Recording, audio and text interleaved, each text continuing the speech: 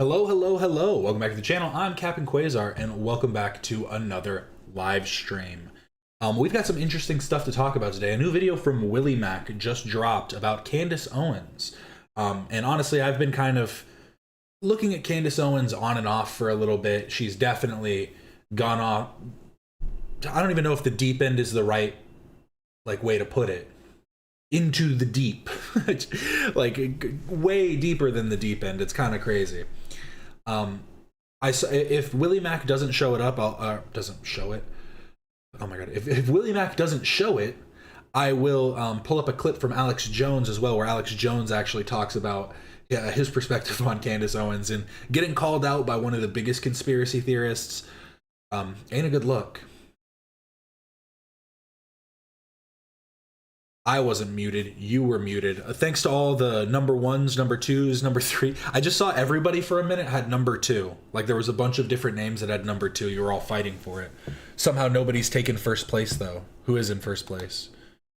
Rum Tum Tuggard. Not even in here. But let's get it started with some Instagram posts as always, and that will actually lead into the TraxNYC stuff. Hello, Friends Ferdinand. You got a membership gifted to you a few streams ago. Lucky you. Oh, Internet Tough Guy dropping in.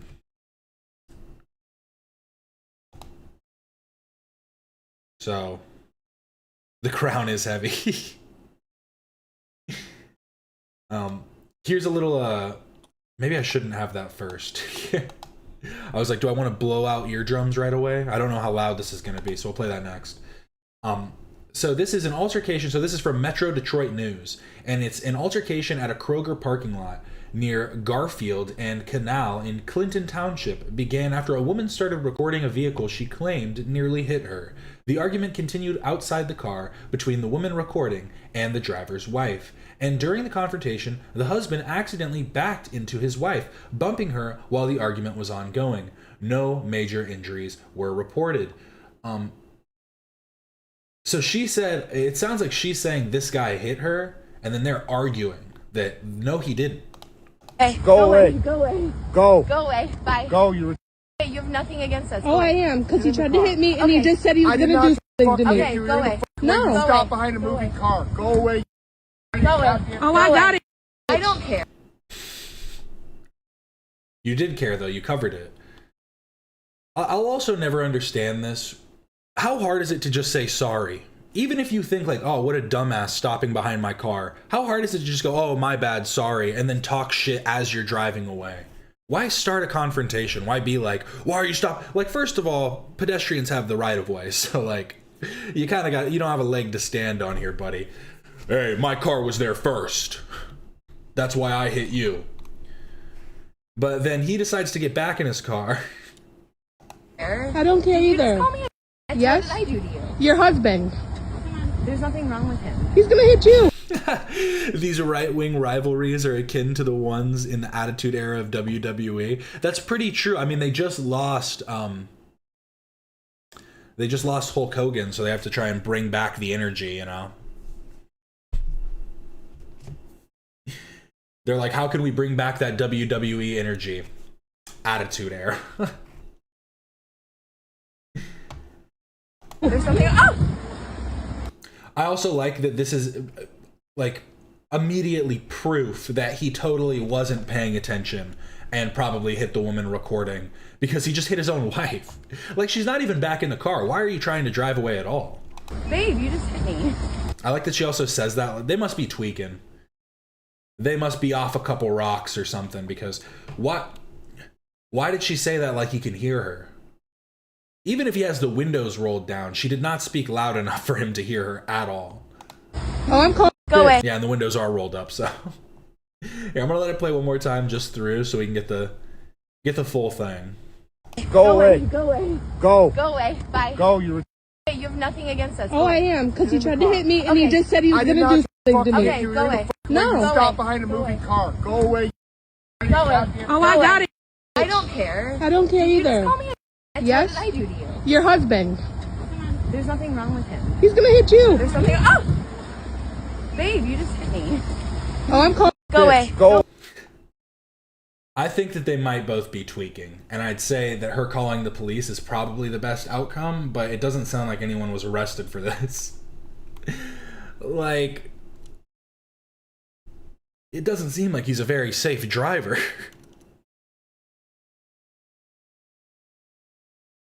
Yo, it's Cap'n, favorite woke mind virus streamer. Let's go, let's go. Woke, woke, woke, woke, woke, woke. Let's go. Speaking of woke, don't mind that. This is Russia's Secretary of Acoustic Defense.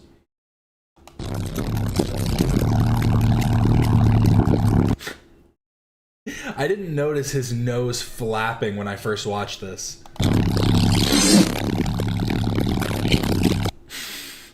You know what, I'll just mute it for everybody. Sorry to put you through that. Look at his nose.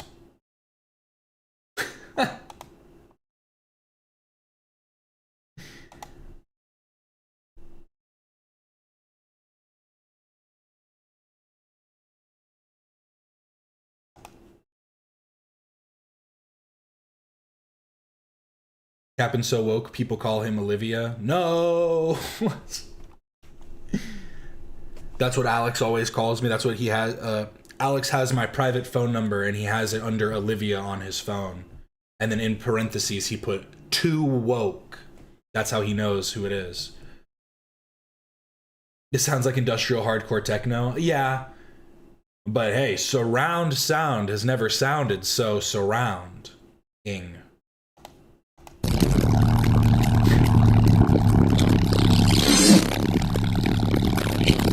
I like that he has these pens here. It's so he can scrawl on the walls. Just start scribbling, and it's how you come up with ideas like this.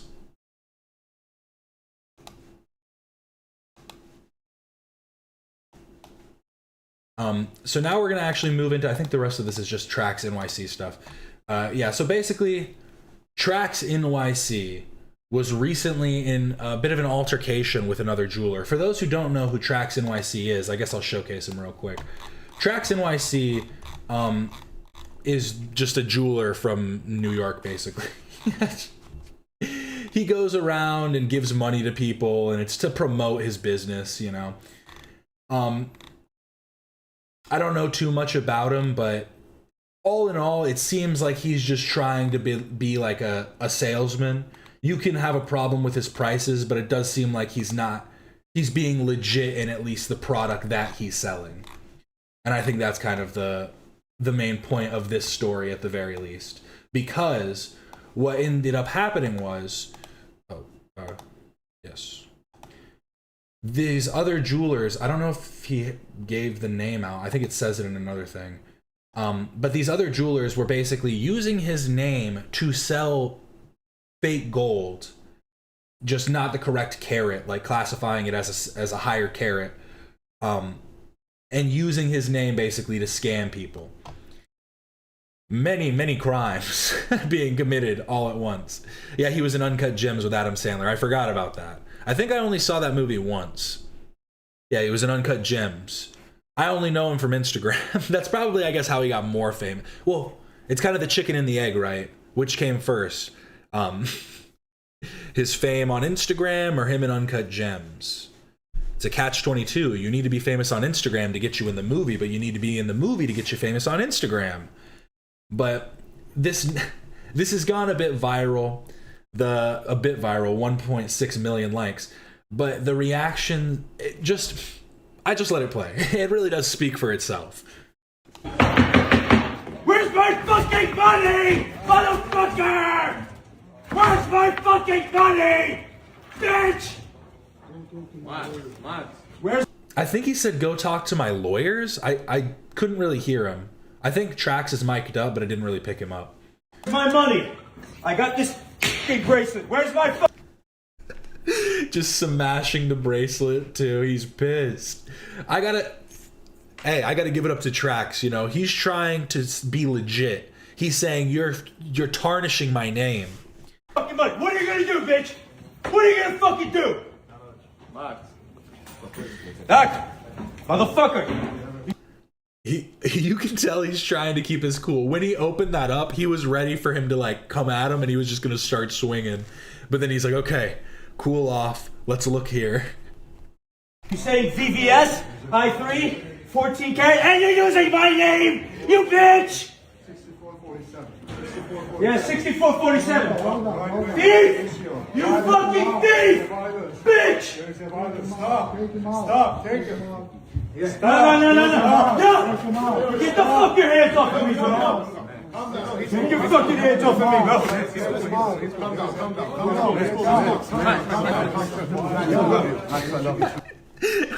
Whoa, hey, it's only gonna devalue faster if you keep slamming it like that. Oh, you expect to get your money back? Nah, I mean, he's expecting to just get the payout on it. He doesn't give a fuck about the bracelet. He said it's shit. It's garbage. Calm down. Yeah, Calm down. Calm down. And then I am confused about this part. So let me restart. So he comes back in a different outfit, it looks like. Yeah, so this was 3 days ago, and then I guess he came back the next day.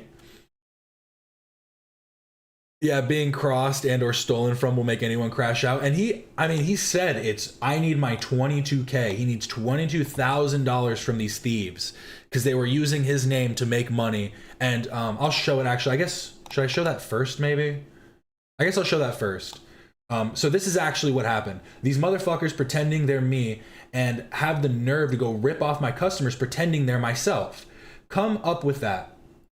22K a K, and you better do it, or 22, okay, so he's saying 22,000 a K, so I think it's a K jeweler, a K diamond, a K diamonds impersonated him, and you better do it fast, you and your pathetic fucking family.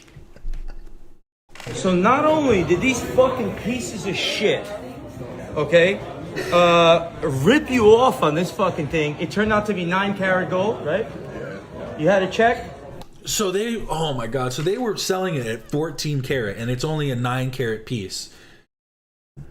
He said it is real VVS though. That doesn't really matter though, because the value difference it's astronomical. Yes. So they're gonna be giving you $1,000 on top. Here's $22,000 for your. So he paid 21, and he's giving this guy so this guy paid 21 for the piece. He's giving him a refund because of it's fraudulent. Not only is it not from him, but it's not even what he purchased. So he gave him back some money, and this is the part I found insane. Fucking trouble. These fucking bums. It says a K diamonds here. So I think he's literally in their like space right now. They don't have any of their stuff up obviously, but there's no way this isn't theirs, right? Like I thought this was his at first, but it says a K diamonds here. Motherfuckers, bro. You get people in this exchange, people in this. Stop being greedy pieces of fucking lying shit! So I'm Trax. I want this coming up with a fucking scheme every fucking time! Keep fucking scheming, bro! 9 fucking carat this, 2 carat that, this, that. Security what, bro? Fucking bullshit, bro! Stop fucking stealing! You gotta come up. I want my fucking money, motherfuckers, bro. I gave the money up. You wanna be TraxNYC? Here's TraxNYC! Akai! Garbage! You motherfuckers are garbage! Why can you not stop lying? So not only did these fucking pieces of shit. Oh, did I not have the other part? Oh, there's another part where he shows the actual documents of the transaction. It might be in this one. But starting the year, standing on business. Someone put a gif from Uncut Gems. Nice. Where's my fucking money? Motherfucker! Or no, wait, this was just a different angle of the first one. I thought this was a different clip. Wait, I was wrong. I thought this was Trax. This is literally just a recording of the guy from the guy recording him. Fucker! Where's my fucking money? He's furious. And then I guess he just walked back in after being forced out. So he was being forced out, and I guess he came back in. So this was 4 days ago, 2 days ago. I'm just trying to get the days right. So this was first, him smashing the stuff inside the AK Diamonds little lot space, whatever you call this, at the exchange. And then day 3, or 3 days ago, he came in, they smashed it. Then they had a different angle on more TraxNYC from 2 days ago. And then this was also posted 2 days ago. They tried to kill me, strangle me with my own chain because I gave a refund to their scam. TraxNYC.com. A K Diamonds murder. You little bitch. You fucking bitch. That's where I'm like, this can't be fake. This what happens right here. None of this is fake. I thought maybe there was a possibility that this was being done to promote his business, and it's just another kind of, it's all marketing strategies, viral marketing, as they say. But I wouldn't let a man spit in my face for any viral marketing campaign. And then Don't fucking I just had to hit the closest guy near him at that point. That was so unnecessary. Yeah, then they started jumping him. They started jumping my boy Trax. He needed to pull up with Apez follows Koba. Our boy. He would have been still good. In my breath, $6,000 fucking dollars. $6,000 fucking dollars I gotta come up with within 5 days to take care of my overhead. Where the fuck am I gonna get these $6,000 fucking dollars from, huh? And then I gets to thinking. He said, let me pull up with you next time, Trax, so I could break them up. Just make sure I'm still good, you heard? Oh, they wildin'. Oh my god. What happened? Oh, they wildin'. Oh, Yeah, get that girl. yo, David, should you?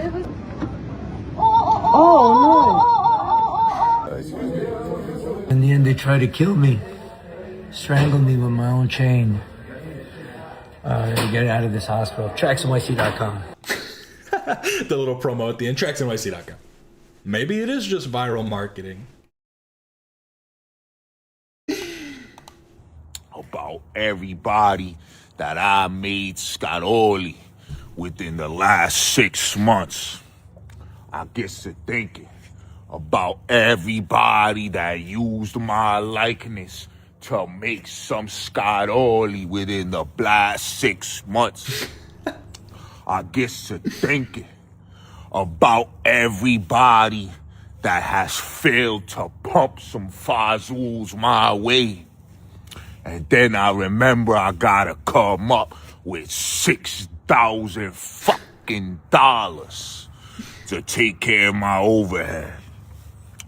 And I get to thinking. I do love this. What character's impression am I doing in this reel? It's a mixture of two characters, both from the same movie. Thank you.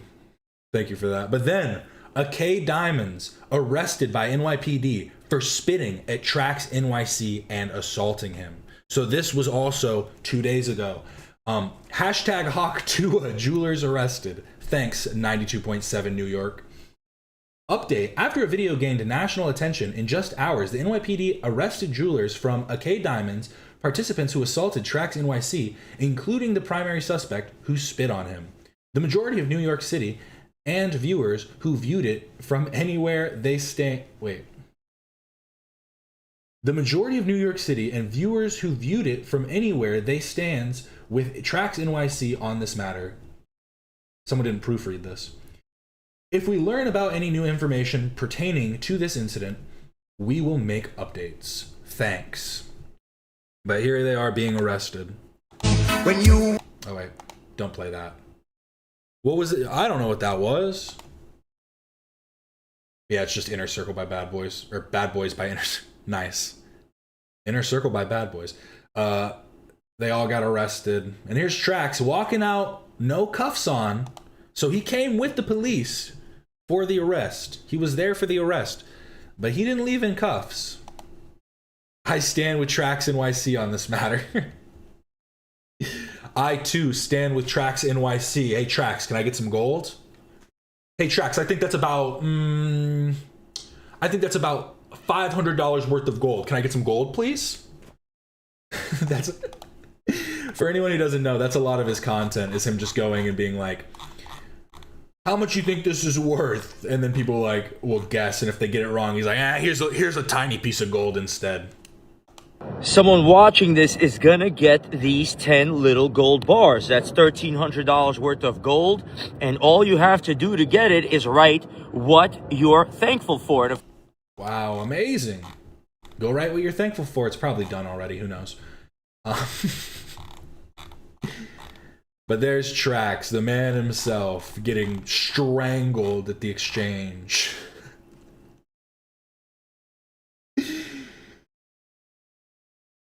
I think that honestly, this couldn't have gone better. Yeah, him coming out after with him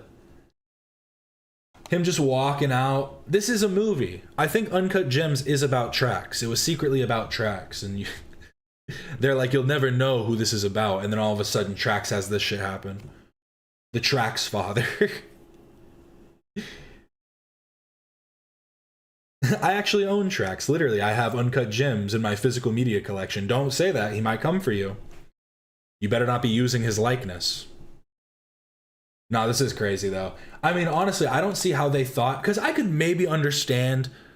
not that it would be legal or that it would be right, but I could maybe understand trying to do this at, like, in a different state or something and be like, yeah, this is actually Trax's second location. He's starting to spread across the country, and trying to lie that way. But doing it in New York, like, how do you not expect him to pull up on you? Like, how do you not expect him to find out about this, that you're using his name to fraudulently to not even sell legitimate pieces? Like, you're not even using it as a marketing strategy to sell legitimate pieces. You're using his name to scam people.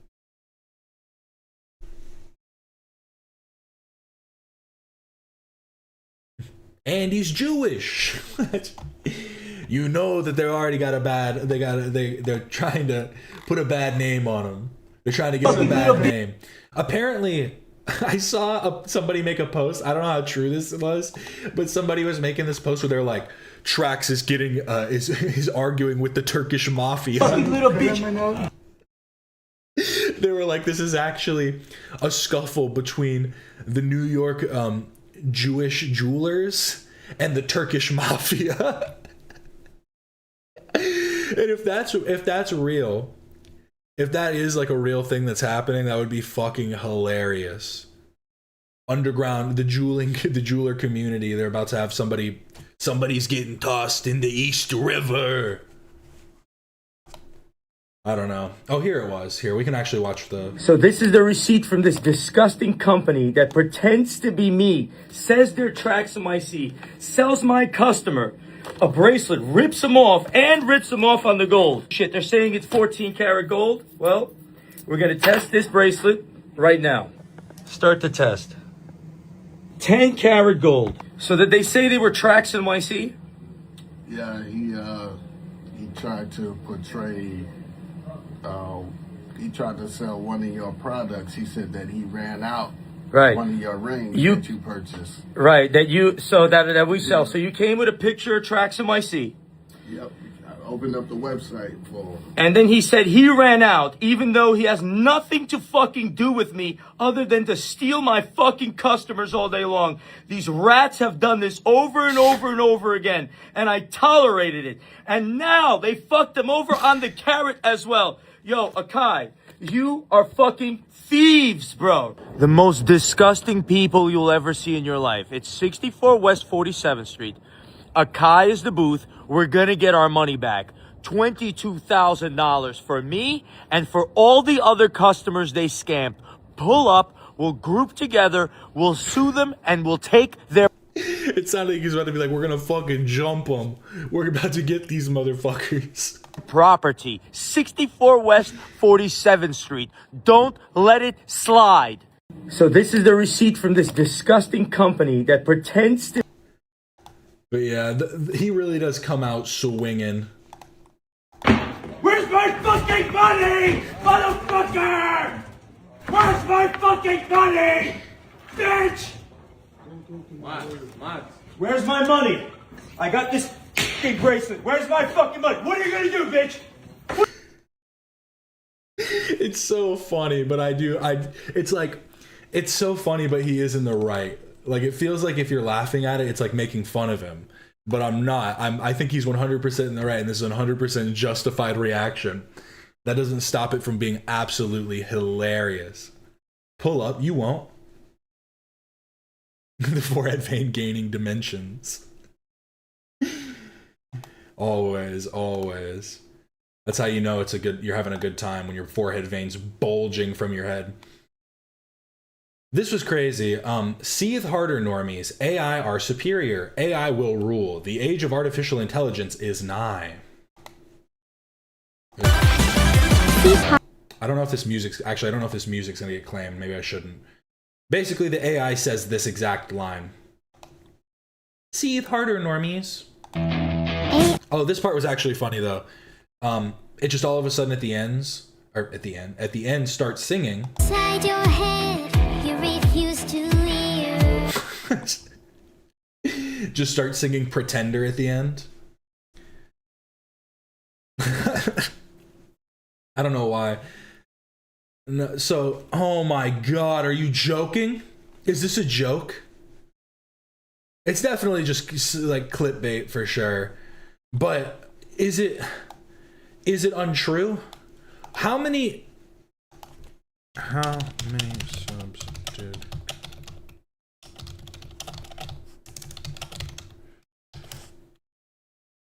because he hit 1 million, yeah?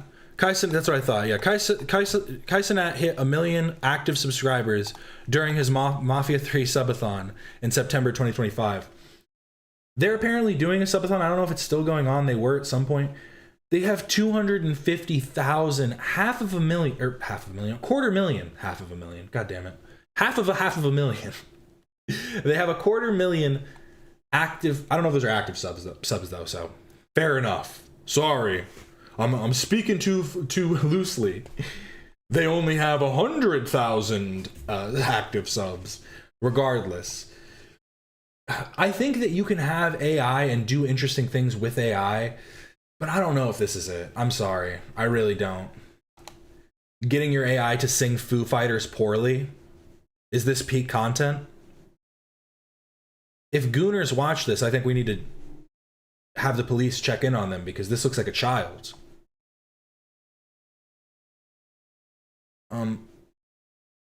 Not if I have anything to do about it. I'm the hero the world deserves. Internet Tough Guy is actually going to be the next hero in the next Terminator film.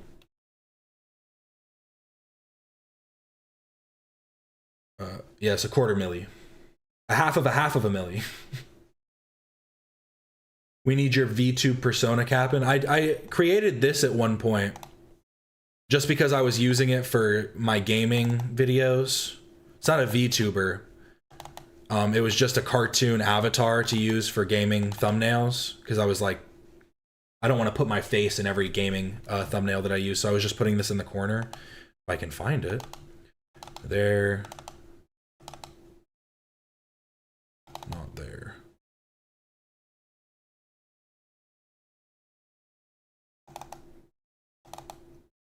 Now I'm tripping. Wait, what?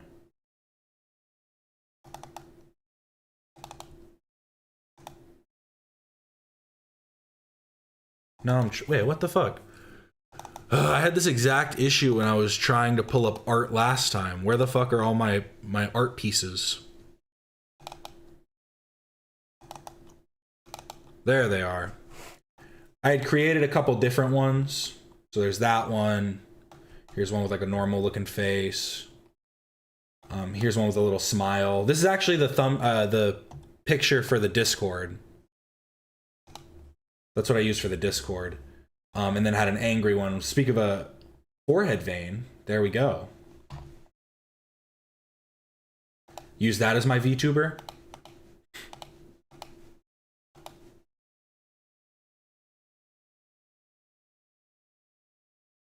Thank you, Jack Alva, for the 2 months. Cause Mike access.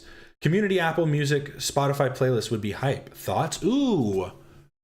I'll put that. Yeah, I'm gonna put that together. Try and put that together for the next music stream, because that would be interesting. Do something like that.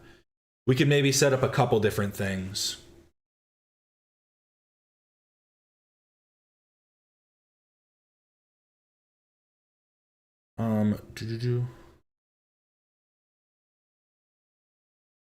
Yeah, I gotta have a little captain, you know? Don't mess with angry captain, never. You don't want to see me angry, grrr. Asmongold has thoughts on people using grok to undress women and children without consent. Again, maybe this is just more trolling. This is more of Asmongold doing his epic high-level trolling, you know? If I preface with that, does that make these statements any better? I used a grok prompt on my stream as a joke title for a new Lady Loki skin, and doing so ended up trivializing a very serious issue that affects many women and children on this app. Number one, there shouldn't be any children on the app. What is Twitter's age limit? Twitter 13 years old. There shouldn't be children on the app. Wrong. Number two, should there be children on the app? Yeah, I'd probably agree that there shouldn't be children on the app, but it's quite literally in their terms of service that children are allowed on the app. So there you go. I mean, just plain and simple. Why say things that are just so dumb? if you don't want your pictures posted like that, then don't post pictures on the internet.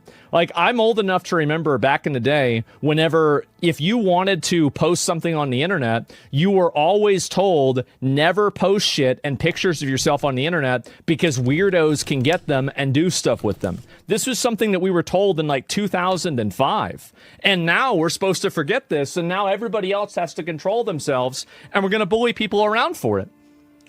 So yes, why are you posting pictures on the internet? It's not that it's even a good thing to have happen, but at the same time, I mean, if you don't want this shit to happen, don't post stuff on the internet.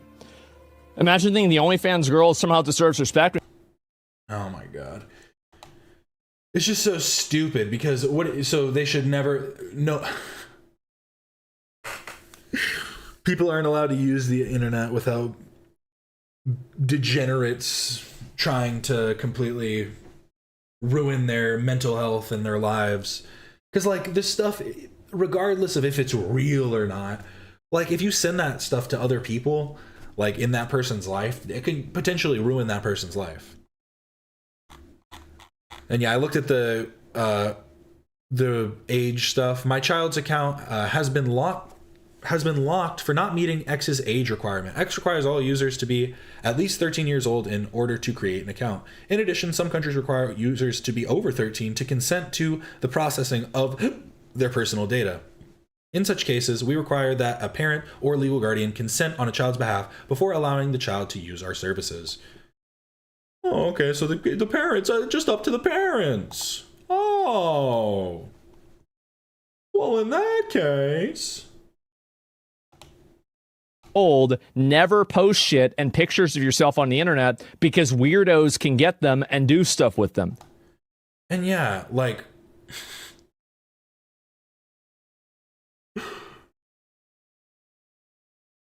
like, you can say this, but you still have to contend with these people that are just preying upon anybody that comes across, like they come across. Like, it's so, I just don't understand this at all. I was defo on Habbo at 9 years old telling strangers I was 16. I was in AOL kid chat rooms getting hit on by 40-year-olds as a wee rum-tum, yeah. I mean, I think everybody did that, right? Like, age verifications are so stupid, too, because, like, most age verifications, when they don't have, like, ID verification, it really is just, like, are you 18? Yes. You know what I used to do? I used to just go, my actual birthday, and then scroll all the way down until it said 1900. I am 126 years old, according to YouTube. And I'm sure there are a lot of people like that. It's just... And yeah, like, And what is this argument? Because yeah, don't post stuff online if you don't want to be if you don't want people to make sexual content of you. I just don't understand. There should be some like legal carve-outs for online sexual harassment, no? Like it seems kind of like simple. Like pretty straightforward, right?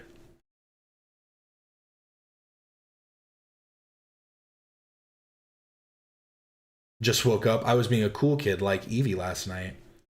Staying up late. I saw the end of your stream. I had popped back in after you finished and like just watched the ending bit, and you looked so tired. You were like, "Well, I guess that's it."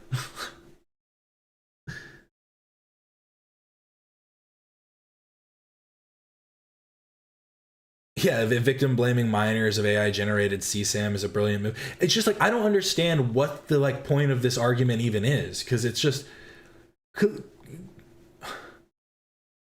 this is quite literally like saying, hey, if you don't want guys to hit on you, if you don't want guys to like make a pass at you, don't like, why are you going out in public?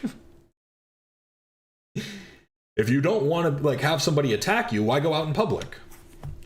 This isn't the same thing. Well, yeah, it's the internet. It's a different context in which somebody is being sexually harassed.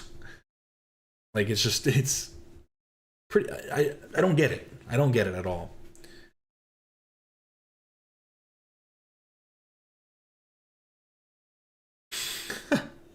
I jokingly said to my friend to send me $5 if you've gooned to me before, and this man actually sent me $5 and told me which one of my streams he gooned to. Well, time to block him from the channel. Time to IP ban him. Simple as, and keep the $5. But Asmongold being dumb as always. And then a new Anissa take. And I thought this was funny because I was just having this conversation like a couple days ago. Anissa, why the fuck would you say this? Shout out Trilly D Slops. But it's Trill Talks Everything. What is it? What's his account? I've subscribed to him. Trill.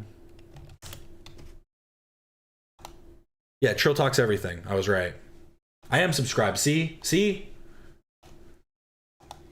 But yes, check him out on YouTube. But let's see this point. I learned to drive in this environment. So for me, I actually like driving in the snow better than not. Dude, that doesn't make any sense, first off. I'm gonna let our boy Trill speak, but what? I've known a lot of people that have grown up in the snow, and I think most people would say, even if you were confident in driving in the snow, you'd prefer if it wasn't there. Like, maybe you could add more context around this. Like, when people are driving in the snow, they're more cautious. So then in turn, I feel more safe because I'm allowed to be cautious. But like, when there's no snow, people drive great. But that doesn't feel like what she's saying. She's saying, I'm so good at driving in the snow. I've done this for so long that I prefer it. What? I be drifting corners. You don't even know. Yeah, you're just a fucking idiot. But again, girly pop. Girly pop. We already fucking knew that. Yeah. When I say she's an insufferable witch bitch troglodyte, do you understand now? You do. You do.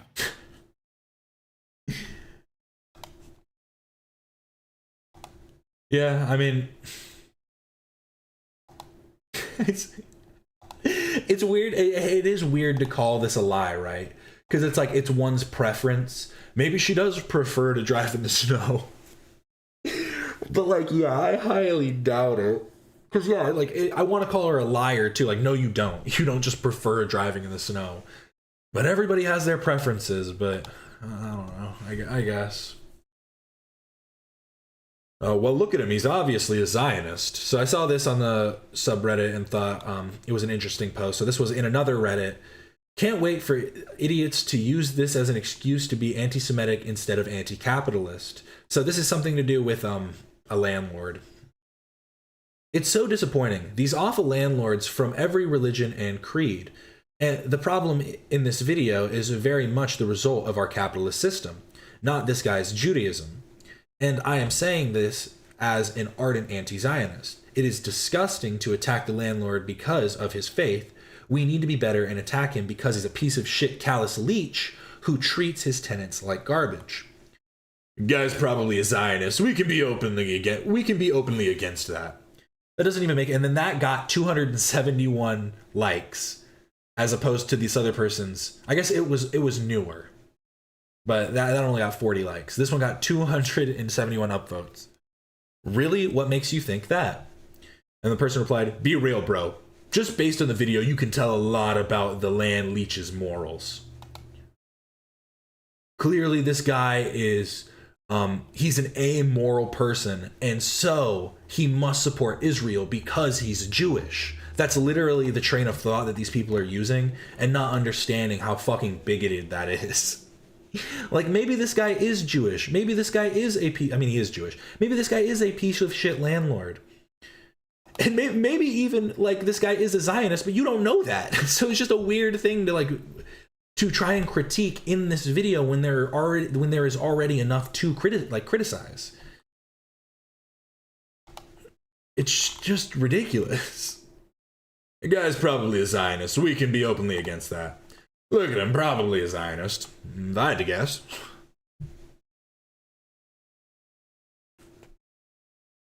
It's just crazy.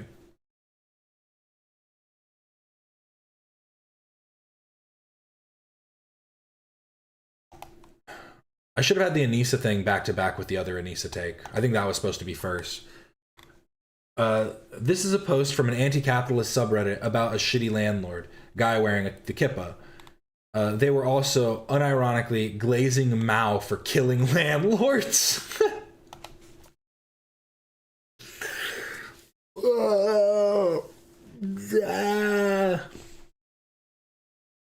Sometimes my brain just melts.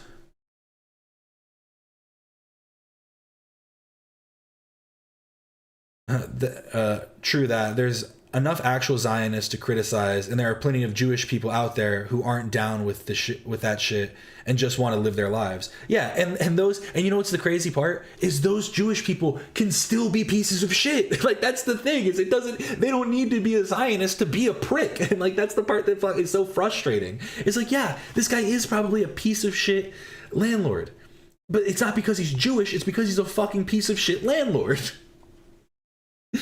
But yeah, it's like this conflation is just so insane because it's like none of these things, none of it's mutually exclusive.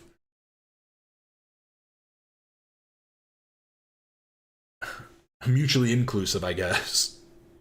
Same idiots who would cry if people discriminated against them for their crucifixes. Yeah. Captain, I accidentally threw away my fucking retainers. How do you do that?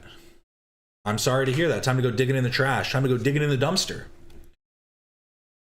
Hey, is it worth it or not? Time to start. Time to start really tallying it up. Is it worth digging through the trash? It's like when you drop your phone in the toilet. Do I flush? Oh no, my sons were like $600. They retained you, Alex, but you were unable to retain them. What quote's that? Who said that? Is that from Mark Twain?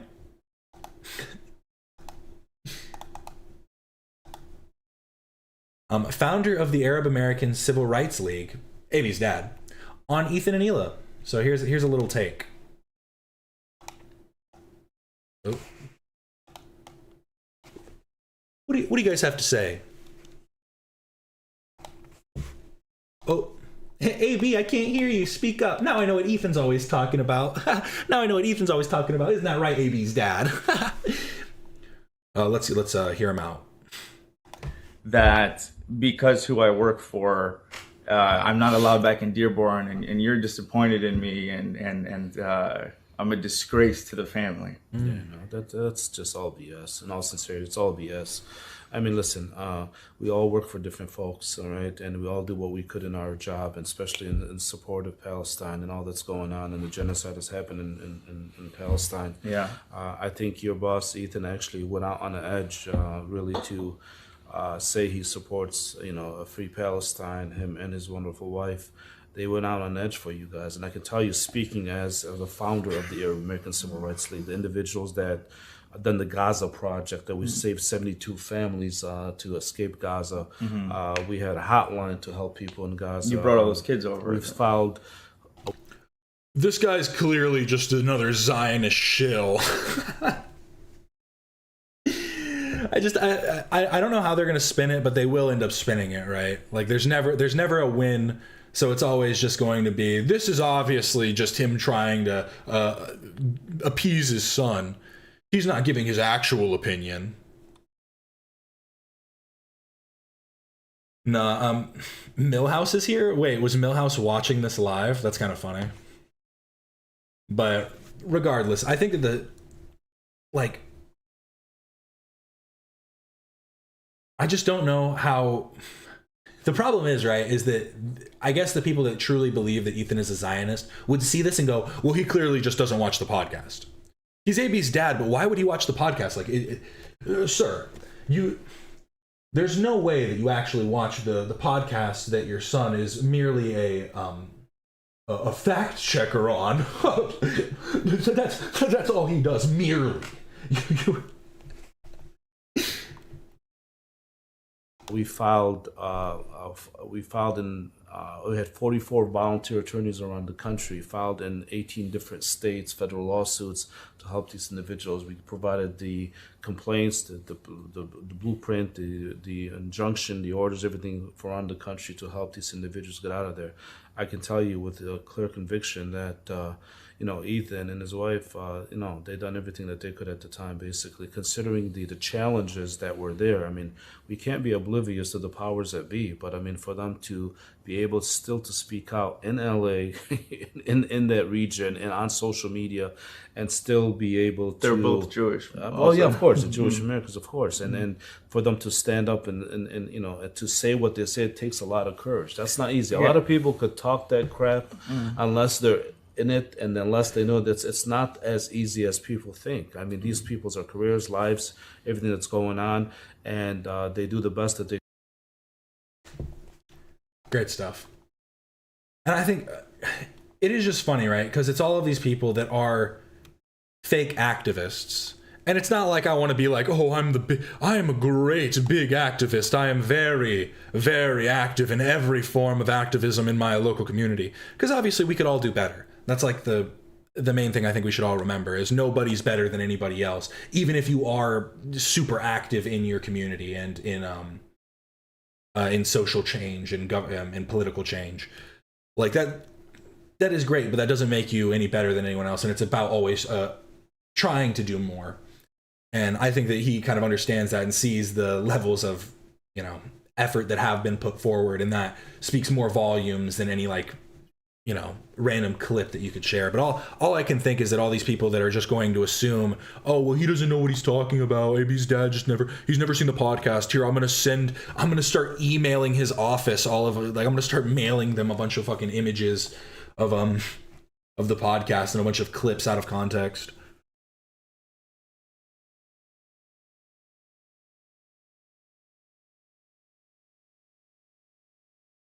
I fuck with AB swag. I like the blue shirt. He is looking pretty swaggy in this. It's that business casual. He knew he was talking to his dad. He's like, this is an important man I'm speaking to for important topics. I got to show up, but I still got to show my swag off. Got to swag it up as always.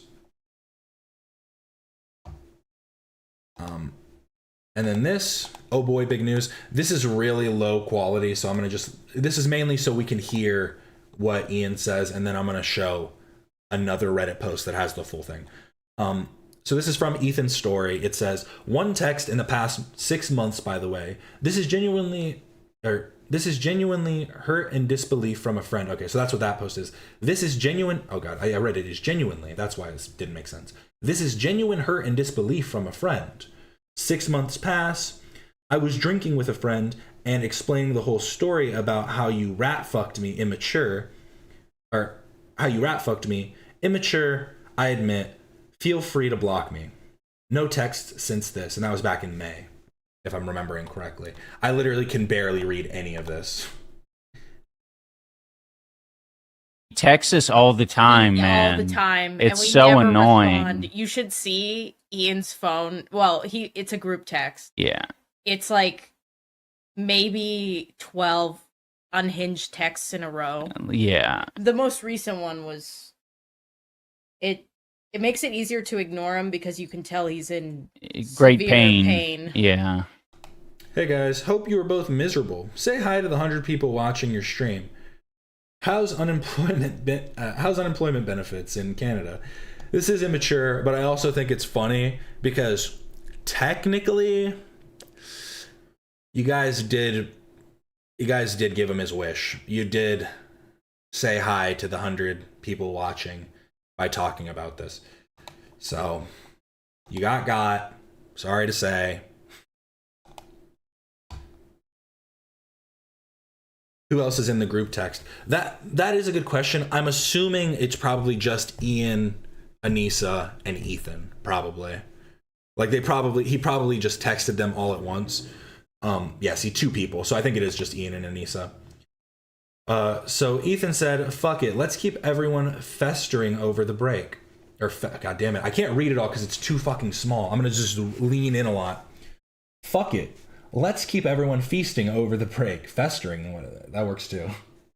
There are 3 sets of messages. First is right after Content Cop. The second is right after Content Deputy. Therefore, the first 2 were direct responses to his highly personal attack videos. And yeah, him messaging him directly, I mean, isn't that like kind of one of the whole arguments that iDubbbz was making, is that he was doing stuff on the podcast, he was using it as an emotional dumping ground and wasn't speaking to him directly? And then I feel like direct messages were more than justified. Third, admittedly, was just for fun, and while very immature, I do think it's vital you both remember that you squandered your entire fortune and career. No socks, no plates, no bitches. That's just a little internet humor. I would never call a woman the B word. They got no bitches. It's the truth. Feel free to block me, though. See you next Tuesdays. I think we can just say it right. You cunts. You guys are still welcome to call in anytime. And so these are all the messages. So he even said, this you? Anissa, you've been like this the whole time. How two-faced does it get? And Ian, you were beyond pathetic, man. Nothing to even say to you.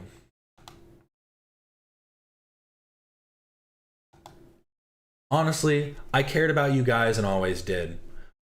Always did right by you. It's funny.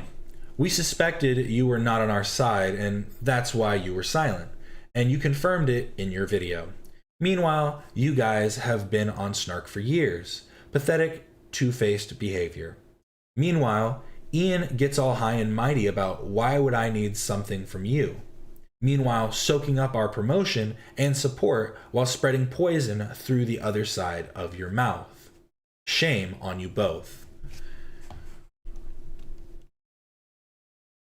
Is this an unhinged message? Not really. Like, if he would have continued, but then she responded, so these messages didn't even go unanswered. So Anissa said, so glad the Dr. Disrespect news is finally out. I was holding on to this information for years and wasn't allowed to say anything. And then someone replied, same. Also the fact that there's more shit that people don't know about yet. Oh shit, so you know. Okay, I wasn't sure how many people knew. I wonder if that will ever come out. Just to put your mind at ease about that. How does that put anyone's mind at ease? I forgot to pull that up. I had that Reddit post as well where someone had screenshotted this. What? This is just making you out to look like more of a terrible person. You're literally saying, I've known about Dr. Disrespect's abhorrent behavior for years, and I didn't say anything because people would have been mad at me. You're a coward. You are a coward. Like, what do you, like, that is a terrible thing to admit to.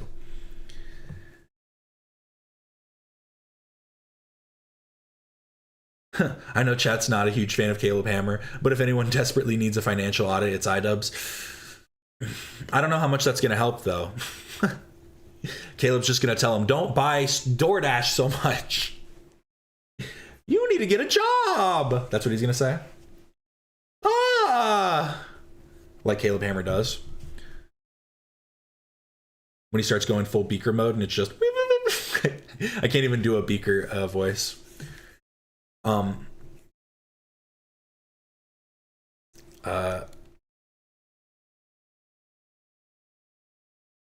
Honestly, though, if iDubbbz is getting DoorDash, she probably does need to be told to stop.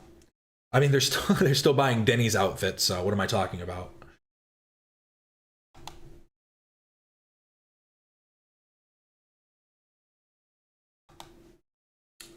So prove it for all of them. Make the account public. People said the worst things about you, and I never believed any of it. I hope you saw all those comments I left in support of you over the years. Those were actually genuine, if you even know what that means. Sorry, is that too transactional for you? To expect my friends not to have a secret Twitter account where she shits on me? By the way, Ian, you told AB I was a net positive. Tell that to Dr. Kirk, I think is probably what he meant to say. Don't get it twisted. Everything that dude is going through is your fault. Why the fuck would you insert that poor man into the middle of this? Empathy, bro. For real? Also regarding Dr. Disrespect, I think a ton of people knew behind the scenes but said nothing because it was a legit legal case. I forgot what the excuse was here, but most people said nothing because of that. Still gross. I'm not defending it. Well, it's not a legal case involving them, so it shouldn't matter. I mean, they can talk about the allegations, and if they have insider information that's deeper knowledge than other people have, I think that it is well within their right to speak on that if they feel like it is true, you know? Like, obviously, if it's just a pure lie and like they don't have any way to like speak about it credibly, that's one thing. But like, she's saying on her Twitter, like, I've known about it for years, as if there is, like, I don't know, like, just it being a legal case, if you're not involved in the legal case, I don't see how much of that really matters, to be fair, based on like your personal knowledge, unless you're afraid of being sued for defamation. But you would only be sued for defamation based on things that you could provably like know to be untrue. But if you're just speaking on information that you've been told by others, then it would just become like a, you know, it would go down the line a bit more. There's a bit more, there's a bit less credibility needed when speaking on it in that case. I meant before someone blew the whistle in 2024. Well, I'm just saying the whole time, I don't think that it necessarily matters, right? Like, if you have insider information and are not directly tied to the legal case, I don't think that you are in some way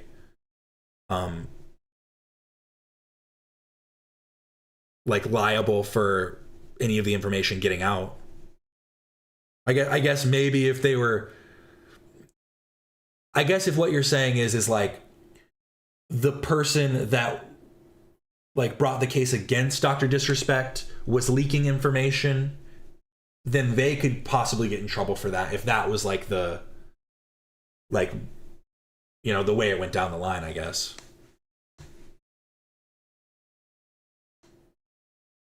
It might, because plenty of people knew Cody, ex-Twitch employee, leaked it after he left Twitch because his NDA likely ran out. That's why NDAs are also so stupid. Like, just give it time. Let me just skip ahead a little bit. And how dare you put Lena in the situation too? And to keep promoting her like she's the only fighter on the card. Shameless and vile. How empathetic. And so they didn't respond to this. And you could say that maybe Ethan was unhinged here. I mean, I disagree. Very direct, very straightforward. It came through in multiple messages, but if this had been sent as a single message, I don't think that this would be uncalled for. One long message like that. So yeah, 12 messages. I don't even know. We didn't count them. So 1, 2, 3, 4, 5, 6, 7, 8, 9, and then a response. So maybe there's 12 more in a row, but this got a response too. I am guessing you heard we are stepping down from Creator Clash. Or sorry, I didn't read this part. I heard you guys like kicking people when they're down. Let me return the favor. Fuck you both. You deserve what's happening to you. I am guessing you heard we are stepping down from Creator Clash. We are doing that so people like Lena, who have been training for this, can participate in a charity event without us being a distraction. We hope when we are no longer involved, you will allow her to compete in something she's been training for. I'm not prohibiting her in any way, dipshit. This is all you, my friend. She was fine, everything was fine, until you dropped that video. You both are so insanely selfish. You put her in an impossible situation. You fucked Dr. Kirk too. How could you not tell him beforehand? That poor dude went through hell because of your thoughtlessness. I hope it was worth it so Anissa could meet Hassan's dog. Not eat Hassan's dog, sorry. Could meet Hassan's dog.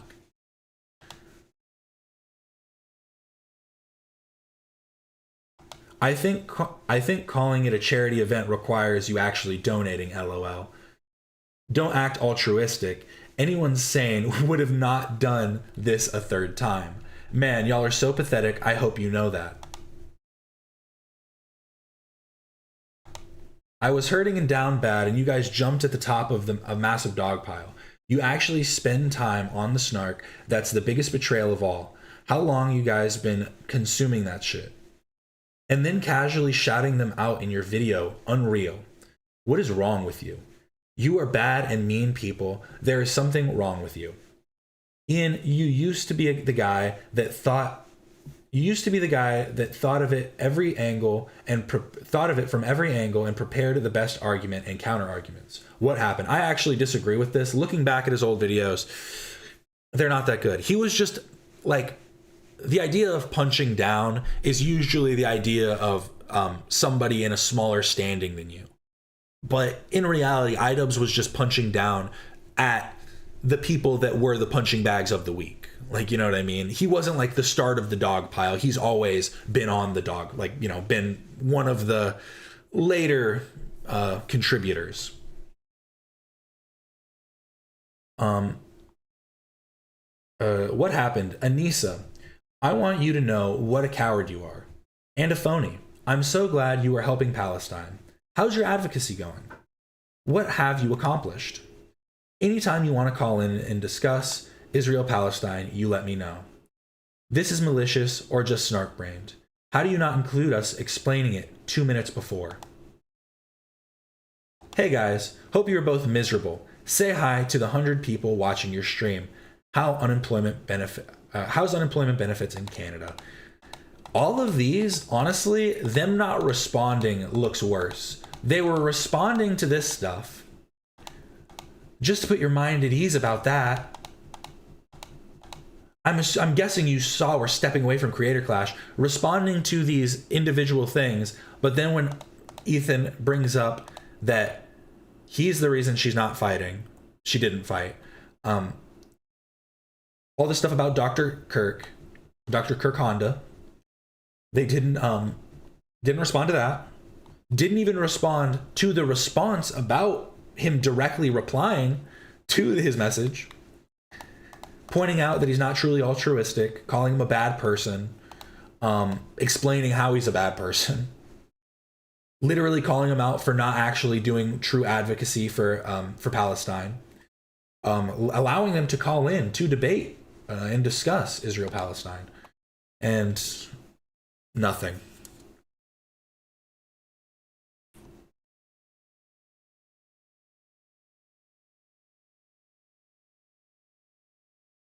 Alert, alert, they have snark brain. Alert, alert, they have snark brain. Stoic. But that is that. Really nothing much to it.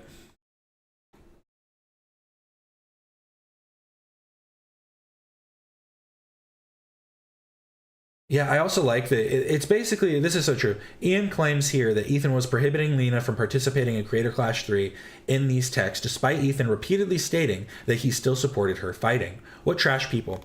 And it's like, nobody's willing to take everybody else at their word except for Ethan. Everybody else is telling the truth. Ethan is a dirty liar that would never say anything true. It's weird. Like, it's just weird. Lena was going to fight. Lena had a panic attack when he released the content cop. Or yeah, it wasn't like Ethan went out and was like, yo, this is fucking disgusting. How could he do, like, that wasn't what made her have a panic attack. It was merely the video being about Ethan.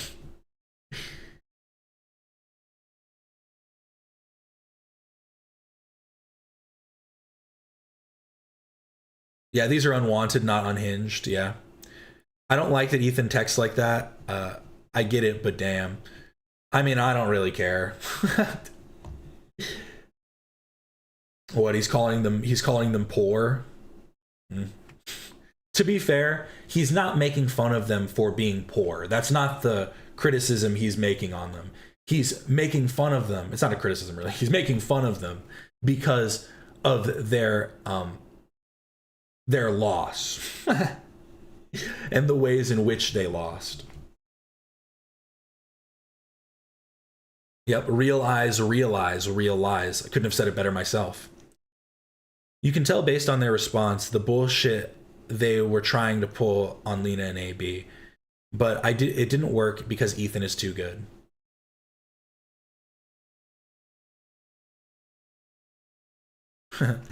Yeah, I think people hate items so much that they don't care when Ethan lets out his pettiness.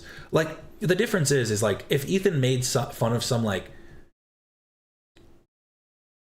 if when Ethan, when everyone's like, Ethan doxed this random Instagram user, if in that, Ethan would have been like, look at this fucking broke son of a bitch, bro, you're wearing Hanes t-shirts, what the fuck? Like, if Ethan would have done something like that, yeah, that would have been, like, weird and, like, fucked up. But I genuinely don't see this as him making fun of poor people. He's making fun of them for not being able to use their million subscriber channel. I don't say they're a unit as leverage for a better career. Ethan Brain mogged them. I do think my biggest point against Ethan is to stop responding to snarkers so much, because he gives them more ammunition to run the narrative of, oh, look how insane he is. Yeah, it's one of those things where it's, I think that's probably true at this point, since there is a lawsuit going through. So it isn't as necessary, and he honestly hasn't spoken about it as much. So I think that the lawsuit happening is the reason to kind of take the step back and not discuss the snark as much. But I think that when it is like such a large campaign against you, it does become necessary at some point. And I think that it reached that, you know, level of necessity or whatever. And so I don't know, it's hard. It is hard because, yeah, you shouldn't give your haters too much room. But then how do you know what's a hater and what's not? I got this comment.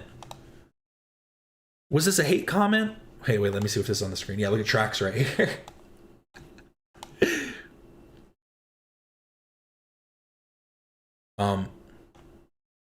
One sec. Let me do this. How do I... There we go. Sorry, I'm blacking out their name because I don't want to be rude. This is fine. Someone commented on my channel, I truly feel like the ability to go on about supposedly trivial things, but it's somehow entertaining, is a learned behavior, and you have learned. Is this a compliment or an insult? I truly feel like the ability to go on about supposedly trivial things, but it's somehow entertaining is a learned behavior. And you have learned. They didn't say it's like a skill or anything. But they did say it's entertaining, so yes.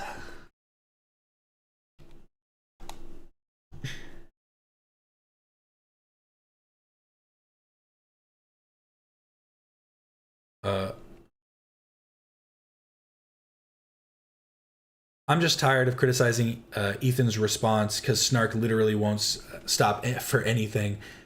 I think he's valid in whatever he wants to do. Yeah, that's the thing, is it's like it's reached such like a point where it's hard to. It's like there's always justifiable and unjustifiable like types of retaliation to have. And I'd say that Ethan's level of retaliation has always like been pretty justified. He's never gone too heavy, never like directed at anybody that's just like some random internet user. This newest like lawsuit, you could say is that if you wanted to make a very bad argument, but it truly is like again, it's people that commit crimes. Even if you're only being civilly tried, it's like it's still, there are laws in place for a reason. No, I get what you're saying though, Icon, and that giving it too much space is only going to like compound on top of itself. So I definitely agree with you there, but it is just like it's a line to toe for sure. Because like, when is it too much and when is it not enough? And you're going to end up like, you know, getting hate too heavily. But moving on from that.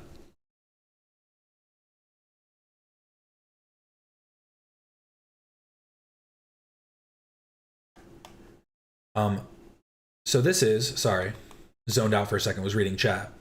I have been conditioned to yap.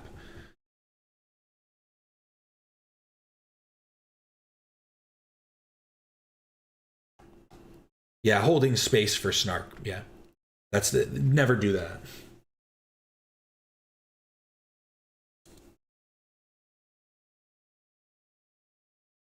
And like that, and that's fair, right? Is to just say that the pettiness might sometime get the best of him is probably like the fairest way to like state it, because like everybody has different things that they enjoy about the podcast, and if you feel like it truly is taking up too much room on the podcast, then I mean that is like a criticism to have, especially if you feel like it is bleeding into other things as well.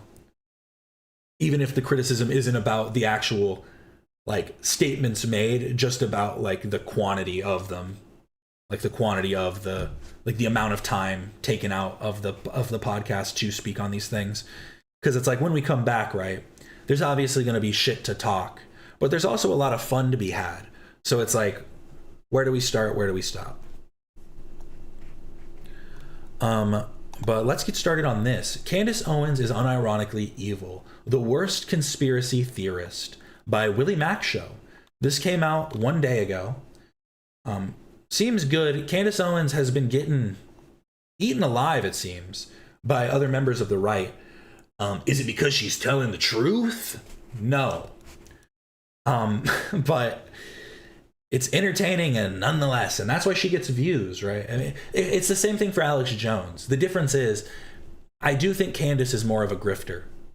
I think Alex Jones is truly insane and believes everything that he says.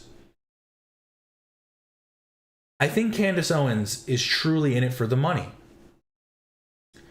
And I guess maybe we'll see here. But I guess I haven't seen as much Candace Owens as I've seen of Alex Jones, so take my statements with a heavy gram of salt. This is the internet. I've accepted that nothing is sacred and that everything is going to be debated. I'm certainly not the joke police, but Candace Owens, who has marketed herself as I'm the Joker, baby, Charlie Kirk's best friend, has done nothing but grifted his murder. Within 24 hours after he passed away. The one I thought was the craziest, is it still up? I probably can't find it. Tim Pool is calling out Candace Owens as well. And Tim Pool is being like, you're disgusting the way you're using Charlie Kirk's death to try and make money. The way you're... Tim fucking Pool, on Twitter, moments after, like maybe an hour, whatever, after Charlie Kirk got assassinated. We all saw the video. He was dead. He was dead as soon as that bullet made impact. Maybe not as soon, but you get what I mean. He died on the scene. And Tim Pool decided to tweet, Charlie Kirk is alive but in critical condition, something along those lines. I have it on good authority from an inside source, something along those lines. I'm not saying it verbatim, but it was something along those lines. And then within the next 2 hours, within the following 2 hours, he literally tweeted again saying Charlie Kirk has died. R.I.P. and all this stuff, talking about how he was a good man. And it's like, bro, what are you talking about? You all did this. Don't act like any of you are better than anyone else. You are all trying to monetarily benefit off of the death of Charlie Kirk. I very much disliked Charlie Kirk.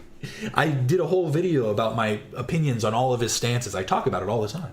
But, like, legitimately, it seems so ridiculous to try and act like they were doing anything but trying to benefit in their own way, trying to draw like the audience that was Charlie Kirk's audience to their shows. Oh, these people supported Charlie Kirk. Oh, I wonder, I've never really listened to Tim Pool before. Maybe I have to check him out now. Like it's disgusting all around. And they're all doing it. Like it truly is just fucking insane. She posted to my friend Charlie Kirk, and she'd end the video saying she feels hurt. A lot of pain right now. And I love you, Charlie, and, you know? They ain't dropping. The eyes are tearing up, but they ain't dropping. Yeah, Charlie Kirk said he'd force his 12-year-old child to give birth, which is a form of abuse and religious psychosis. It is weird, too, because I wonder if he would make her give it up for adoption, or if he would force her to raise it, too. Like, I wonder what his stance would be on there, because I don't think... I don't know. You know, I'll see you when I'll see you. I love you very much. This went on to be our most popular live stream ever. This will lead to the next 3 months being full of non-stop live streams coming up with baseless conspiracy theories about who killed Charlie. First, it was that people at Charlie Kirk's own company, Turning Point, betrayed him. Like I alluded to last week, and which I will double down on now, I believe that people within that company... Did you know WillyMac is the little boy in the Bernie Mac show? Wait, you mean... You're talking about... Wait, one second. Sorry, do my taxes real quick. Wait, let's get a side-by-side.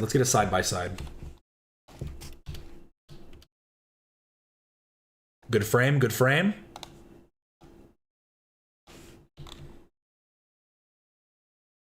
Okay. You know, we do real investigations here.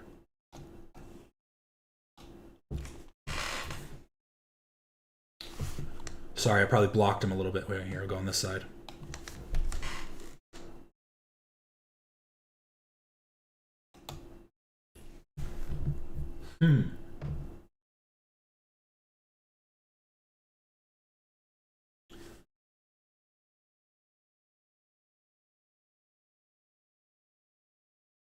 I see it.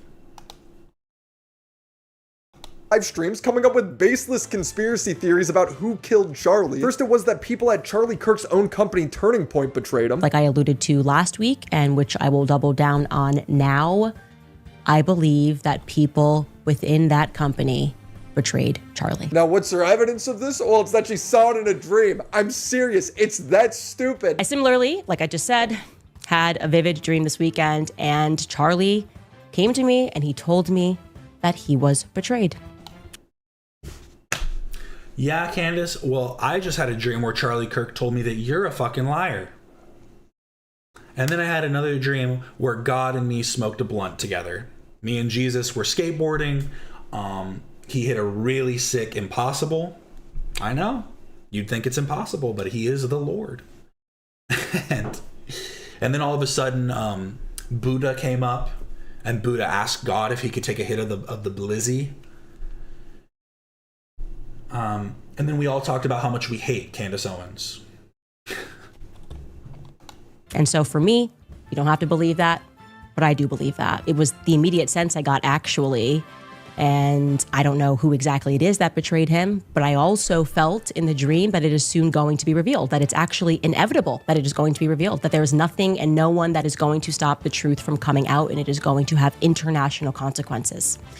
Take that to the bank. Quote me on that. Yeah, we're still waiting on that. This is all based off of her womanly intuition. Women tend to have a stronger intuition about people, I would say. Then suddenly everyone is involved. The US federal government is covering it up. If you were going to bring me to the argument that this truly was a miracle, it probably would not be a miracle. Poor choice of wording. In the midst of a circumstance where the feds are lying. Right, that is like not now, right? Israel is involved because Ben Shapiro said Candace should be condemned. The people who refuse to condemn Candace's truly vicious attacks, and some of them are speaking here tonight, are guilty of cowardice. Every time Ben speaks, I feel more certain Israel is involved in 9/10s. He's just way too invested in Charlie's murder. He never liked Charlie, and he's now suddenly pretending he had a duty to defend his legacy. Ben only cares about Israel's interests, so Israel is involved. You didn't even get this one in a dream. This is just your assumption. Only cares about Israel's interests, so Israel is involved. Then it's France. I can tell you the feds are not doing that, because I was the one who said I had the information about the French Foreign Legion being on the ground the day that Charlie was assassinated, and the feds have not reached out to me. It's because you're... Wait, let me hear that again. I can tell you the feds are not doing that, because I was the one who said I had the information about the French Foreign Legion being on the ground the day that Charlie was assassinated, and the feds have not reached out to me. Did you say you had the information on that, or were you like, I saw it in a dream? I saw it in a vision. It's because you're... That's so Candy. You're crazy. She blames France partially because she thinks the first lady has a penis. And I think you Brigitte Macron has a penis. I really want you to know that. Have you seen it? It's just like, you know what I think? I think that Brigitte Macron is her brother, but her brother was actually born a woman. And it's literally, they transitioned to a man and then transitioned detransitioned back into a woman. There you go.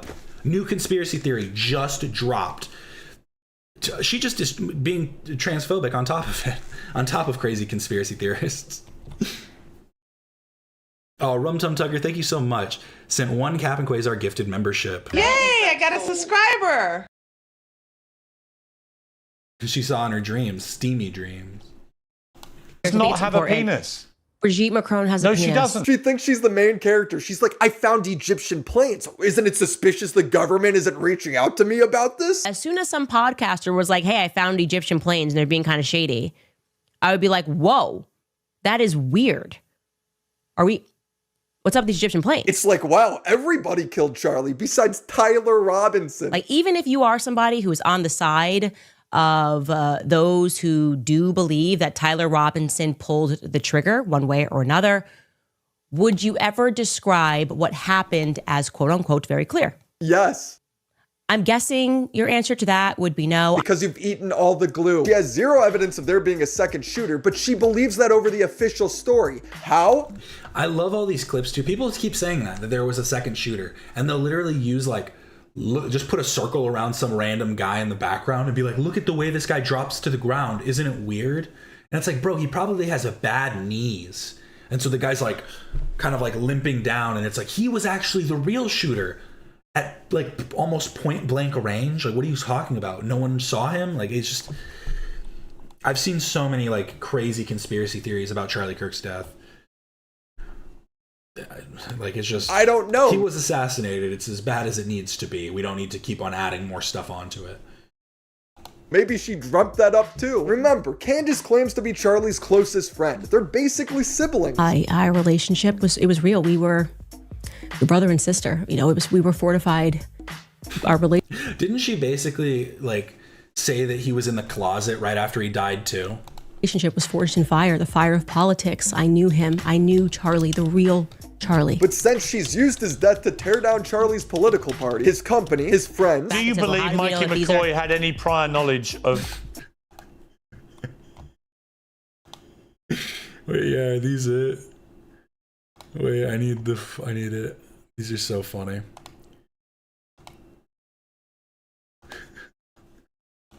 Candace Owens shares text with Charlie Kirk about Nicki Minaj. He was a fucking Barbie. He was a barb. It's so crazy. Listening to Monster featuring Jay-Z, Kanye West. Yay! OMG, Nicki's verse on that is the best. That's what Candace responded with. And Charlie said, first thing first, I eat your brains. He's hitting the Nicki line. Sorry, I was a little bit off on my flow there. Yes! OMG, this makes me so happy. Sasquatch, Godzilla, King Kong, Loch Ness, Goblin, Ghoul, a zombie with no conscience. And then he does that. When Nicki drops, I lose my mind. She is the best. I do my weights to that song. Jay-Z's verse is amazing too. Makes me think of where I'm at. All I get is these fake fucks with no fangs sorry, she was doing the lyrics. I thought I read the fucks first and I was like, I didn't realize this was quote. Yes, it gets the blood flowing. I am about to run a few miles jamming to it. I am loving your hip hop development. And then she made a comment about it being what did she say? Wait. Where is it? Okay, here it was. Is this the real post? I just need the post. 2018 was such a ride. Charlie went from not knowing the difference between Jay-Z and Kanye to texting me like this on his daily runs. Everyone in politics was fake and gay, but at least we had hip hop.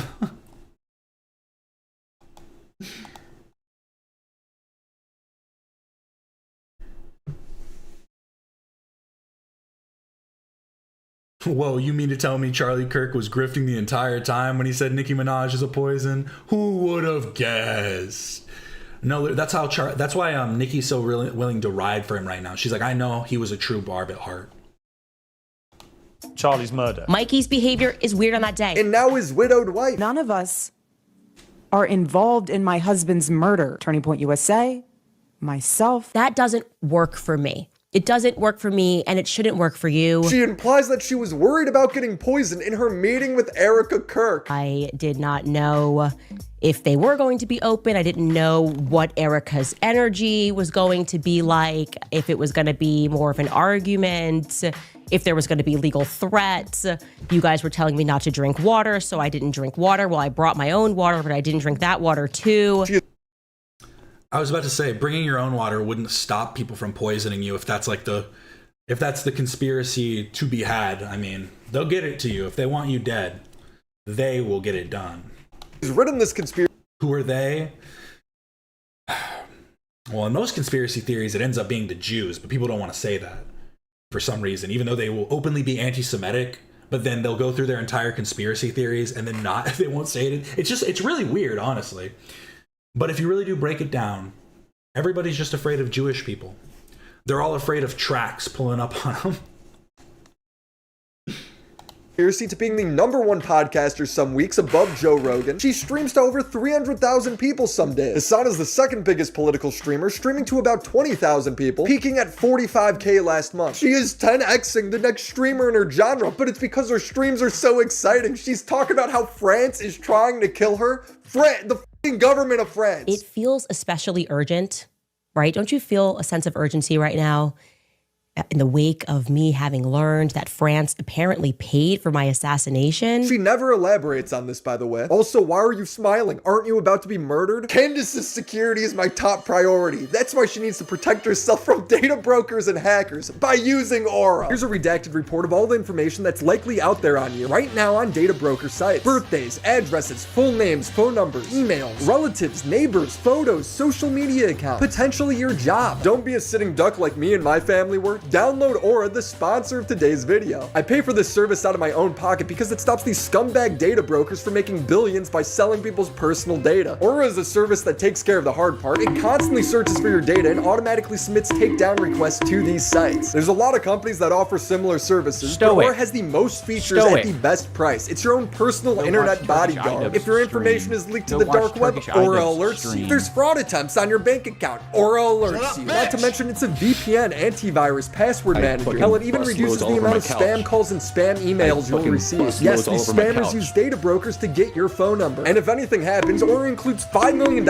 in identity theft insurance. They have thought of everything. I cannot recommend Aura enough. If I used it from day one, it would have saved me a lot of trouble. So go to aura.com/WillyMac and use code WillyMac to start your 14-day free trial. That's enough time for Aura to start scrubbing your personal information off of these sites. Thank you, Aura, for sponsoring this video. I want to start off by saying Candace is either manic or completely evil because her conspiracy theories have zero logic, zero consistency. How would the current court case and the jury pool be impacted if...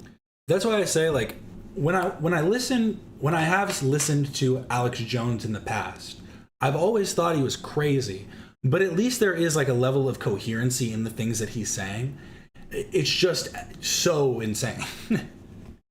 Like, at least the things kind of link up though at some point. Like, I'll never forget, I was on a road trip with my family when I like turned 18, and it was around the time that the Joe Rogan episode came out with Alex Jones. And Alex Jones talks about, he was like, I don't actually, I've never taken DMT, but every night when I have a dream, it's basically like a DMT experience. And that was basically like when I knew, I was like, okay, he's definitely having some issues.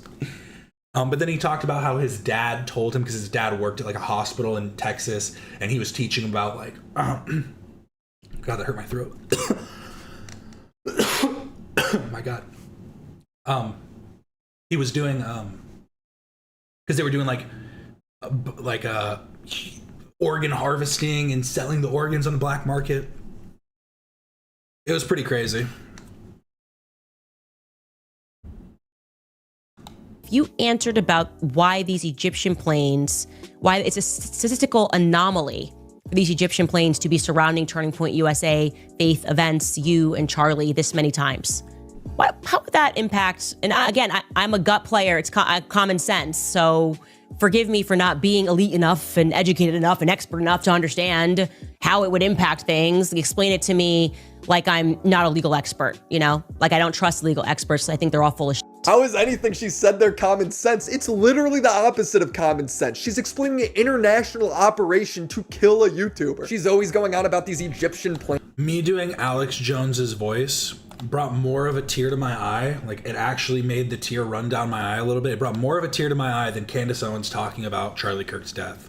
Crazy. But she never posts evidence of anything. Actually, frankly, just pissing me off. So I became locked in on these Egyptian planes because that's how I am, okay? You keep pushing me and keep pushing me, I will become an expert on these planes. I'll learn how to build an Egyptian plane. And the reality is, like I said, tomorrow I will show you how these planes tie back to Israel. She never got around to this. I know, hard to imagine. It's gotten to the point where even Alex Jones is calling her a baseless conspiracy theorist. Dealing with Candace Owens, just as soon as the whole Egyptian plane thing gets debunked with all the facts, now she's moved to something else, and I'm really worried about her. I'm worried about her and her mind, but her latest source and what she's done, implicating the U.S. military and all this other stuff, is just so damaging. When you go investigate it, it's so crazy. And just like with the Egyptian plane, she says she has the metadata, then publish it. And when she did publish it, and it got fact-checked, it wasn't accurate. The closest thing I could find to her proof about these Egyptian planes is when she posted the flight log in a tweet saying Tyler Robinson must have some powerful friends, implying that the people on this plane collaborated with Tyler Robinson to do it, but her only proof is that a plane flew out of an airport that day. At this point, why stop at blaming just that plane? Blame every plane to take off from the airport that day. Those ones aren't Egyptian, Willie. Mr. Bernie Mac Jr. We have reached peak schizophrenia. You are no Jordan Tompkins. It's Tompkins, right?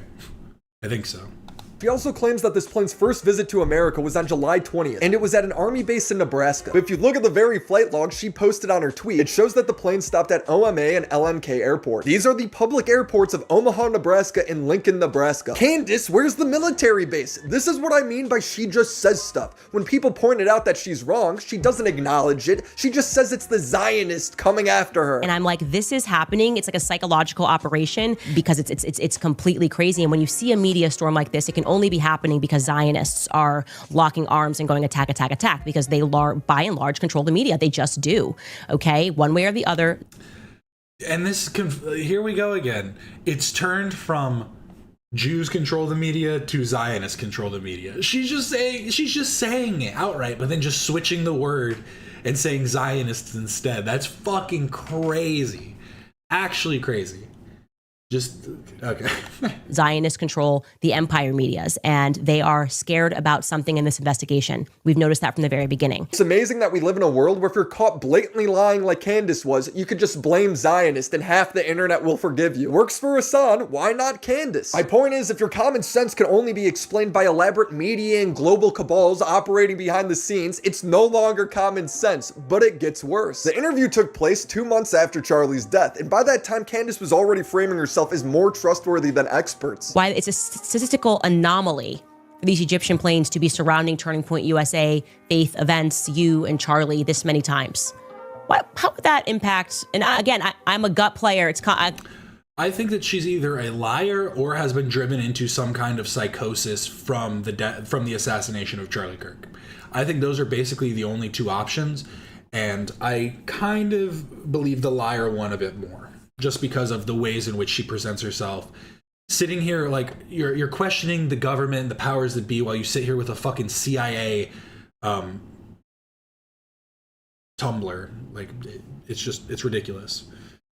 Common sense. So forgive me for not being elite enough and educated enough and expert enough to understand how it would impact things. Explain it to me like I'm not a legal expert, you know? Like I don't trust legal experts. I think they're all full of shit. But when Ellie asks questions based off basic information, it becomes blatantly clear that Candace doesn't know anything. Ellie asks why Candace thinks Tyler's text messages are fake, and Candace cites Discord for some reason. Do you have any proof that the messages were made up? Because that would be easily proven. Yeah, but they didn't put timestamps on them, and Discord came out and said they didn't exist. This was supposedly text messages, not Discord messages. It's my understanding from the indictment.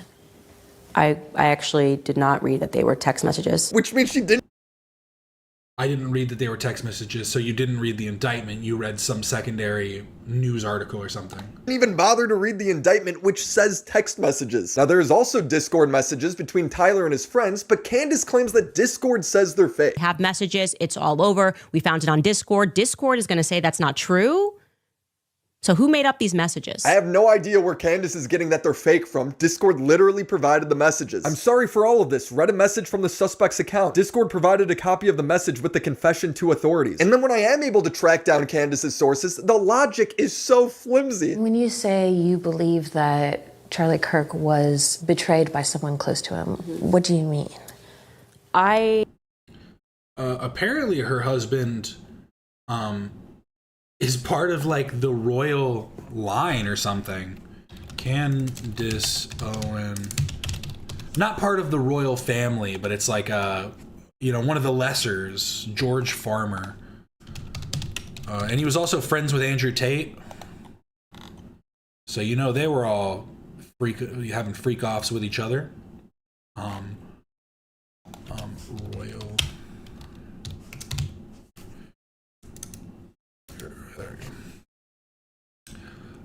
Son of Lord Michael Farmer, who has significant family connections to the British establishment, the House of Lords.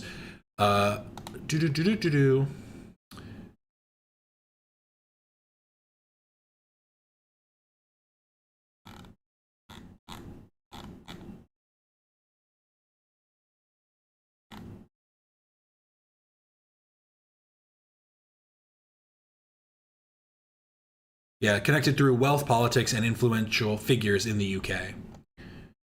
Through the House of Lords. Yes. What is he, a lord or some shit? Yes, basically. I forget what it was. He's not a lord. There was something else. It was like there's some secondary title or whatever that he gets because of his placement of like his family's involvement or something. I can't find it. I looked it up because I watched that video of Alex Jones talking about Candace, and like I said, I actually do think that Alex Jones believes in the shit that he says. I disagree with a lot of it and think that he's crazy, but I do think that he is in the weeds and actually fucking caught up in them, where Candace truly does feel like a grifter. And so when I looked into that, I actually did see that he was right on those statements, because basically Alex Jones was saying we're about to come out with a whole dossier about Candace Owens and her husband. It's the elites. I think that in the coming weeks, there's going to be a lot of financial reports that are coming out. And I, first and foremost, do not believe that Tyler Robinson killed Charlie Kirk. I want to be very clear on that. Whether he was involved, I think the answer is yes. I think that's obvious. And your basis for saying he didn't act alone is what? I don't know, maybe the weird Fed messages that were concocted out of thin air that had no timestamp and were written like they were speaking in 1822. What Candace is referring to is that Tyler Robinson said vehicle instead of car in the text messages. Second term that I want you to look for in your phone is vehicle. Vehicle. I mean, what pops up for you? Is that something that you say? I'm just going to go outside to my vehicle. I left something in my vehicle. Do you think that the CIA or whoever what organization you think did this would be dumb enough to not think of that and use car instead? Vehicle would make it seem more legitimate. I'm trying to see if I've sent vehicle in a text. Maybe I haven't. Have I never said vehicle in text before? Yes, I have actually. Yeah, I did. I looked through and yes, I have. We were talking about a certain thing, like a certain item to buy, but did say vehicle, so. There you go. And I'm pretty sure Tyler Robinson, how old is he? Tyler Robinson. Yeah, 22, so a couple years younger than me. That's not that weird. I'll be right back. I parked my vehicle outside. I don't remember where I parked my vehicle. I love vehicles, love fast vehicles. I'm a big vehicle person, said nobody ever. The text messages that were released yesterday in the indictment of Tyler Robinson make perfect sense if you don't think about them at all. Like literally, if you suspend all reason, all rationality, then they can make perfect sense. That's the only way. You just have to stop thinking. This is it. This is your proof that the text messages are fake and that the feds are involved in covering up Charlie's murder. But what's funny is Candace says the word vehicle all the time. President gets shot in a moving vehicle in Dallas. I almost made him pull over the vehicle. Hollywood is the vehicle. Well, okay. These aren't good examples, Willie, because a lot of these instances is using it illustratively. So like in the second one or in the third one, she's using it illustratively to say vehicle as in a mode for something to, or, you know, a way in which something will transition or transform. But this one, I think, speaks more to it. President gets shot in a moving vehicle in Dallas. I almost made him pull over the vehicle. Right there. That's the one that I think probably says it the best. I almost made him pull over the vehicle. It does sound a little weird. It does. I'll give her that it does sound weird when someone says that, but it is not out of the norm at all. Hollywood is the vehicle. He just gets out of his vehicle. Who owned a white vehicle that was parked in the neighborhood, which was nearby where the shooter had walked? Nick lives nearby. And everyone locally had looked at this vehicle and said that it was remarkably suspicious. And Phil had come back to him and said, I can help you. See, these are also a bad example. Because again, you'd use this in the context of if you didn't know if it was a car or a truck or, you know, whatever type of vehicle that it was, a motorcycle. when she is talking about Tyler Robinson, she is saying it's weird for someone to talk about their own car as a vehicle when you know the type of vehicle that you have. And again, I think that 2 is probably the best example to prove her wrong, because she says, I told him to pull the vehicle over. These are all kind of weak. These are a bit weaker. Yeah, it's just a synonym. I think that he didn't need to prove this as much as I think he felt like he needed to.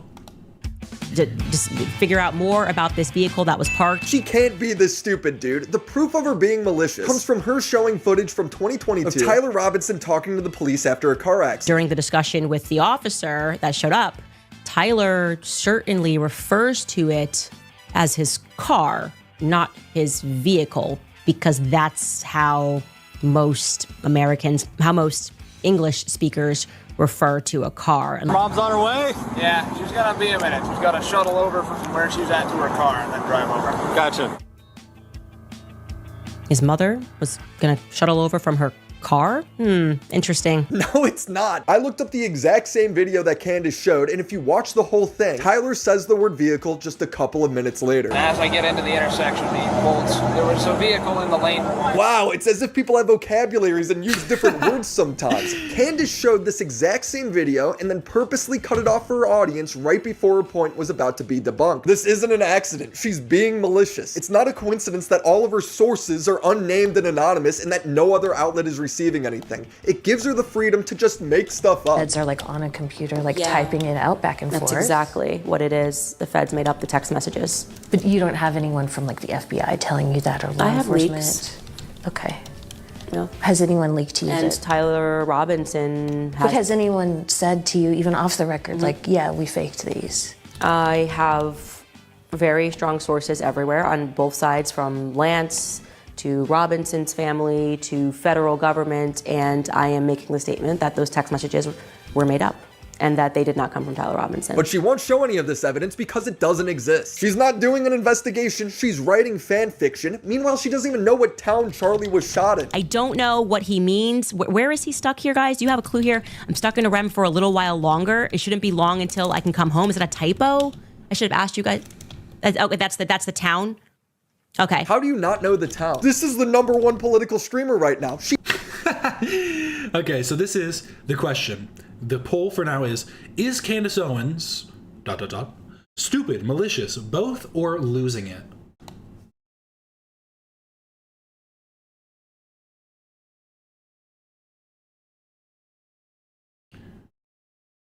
She's worse than Hassan. Hassan at least cites where he gets his fake news. He at least cites it Twitter.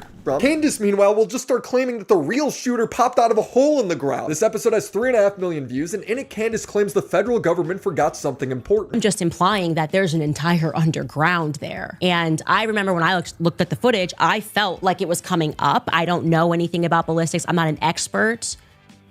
But if there was a hatch door nearby, then we can assume, as we should always assume with colleges, obviously stadiums, there's always an underground path. So I'm wondering if the federal government has explored the possibility that somebody could have been under Charlie and done that. While everyone's looking around and thinking that a shot went off from here, if that was just maybe like decoy number 2, and actually Charlie was shot from beneath him, which then could maybe...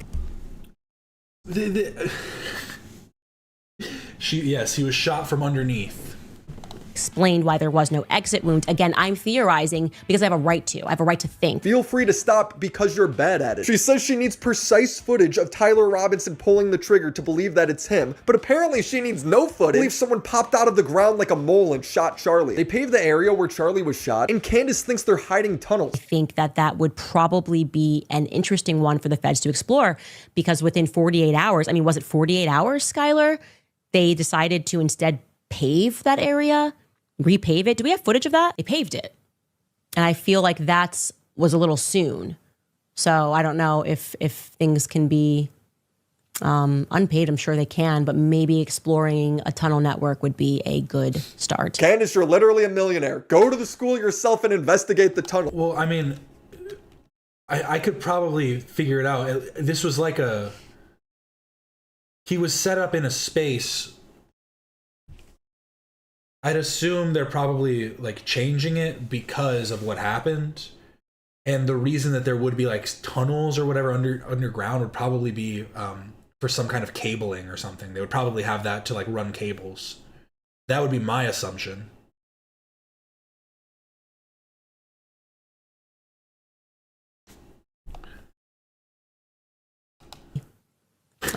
She would do numbers on Wattpad with these fanfics. That's a good point. I don't know if she's thought about that avenue yet.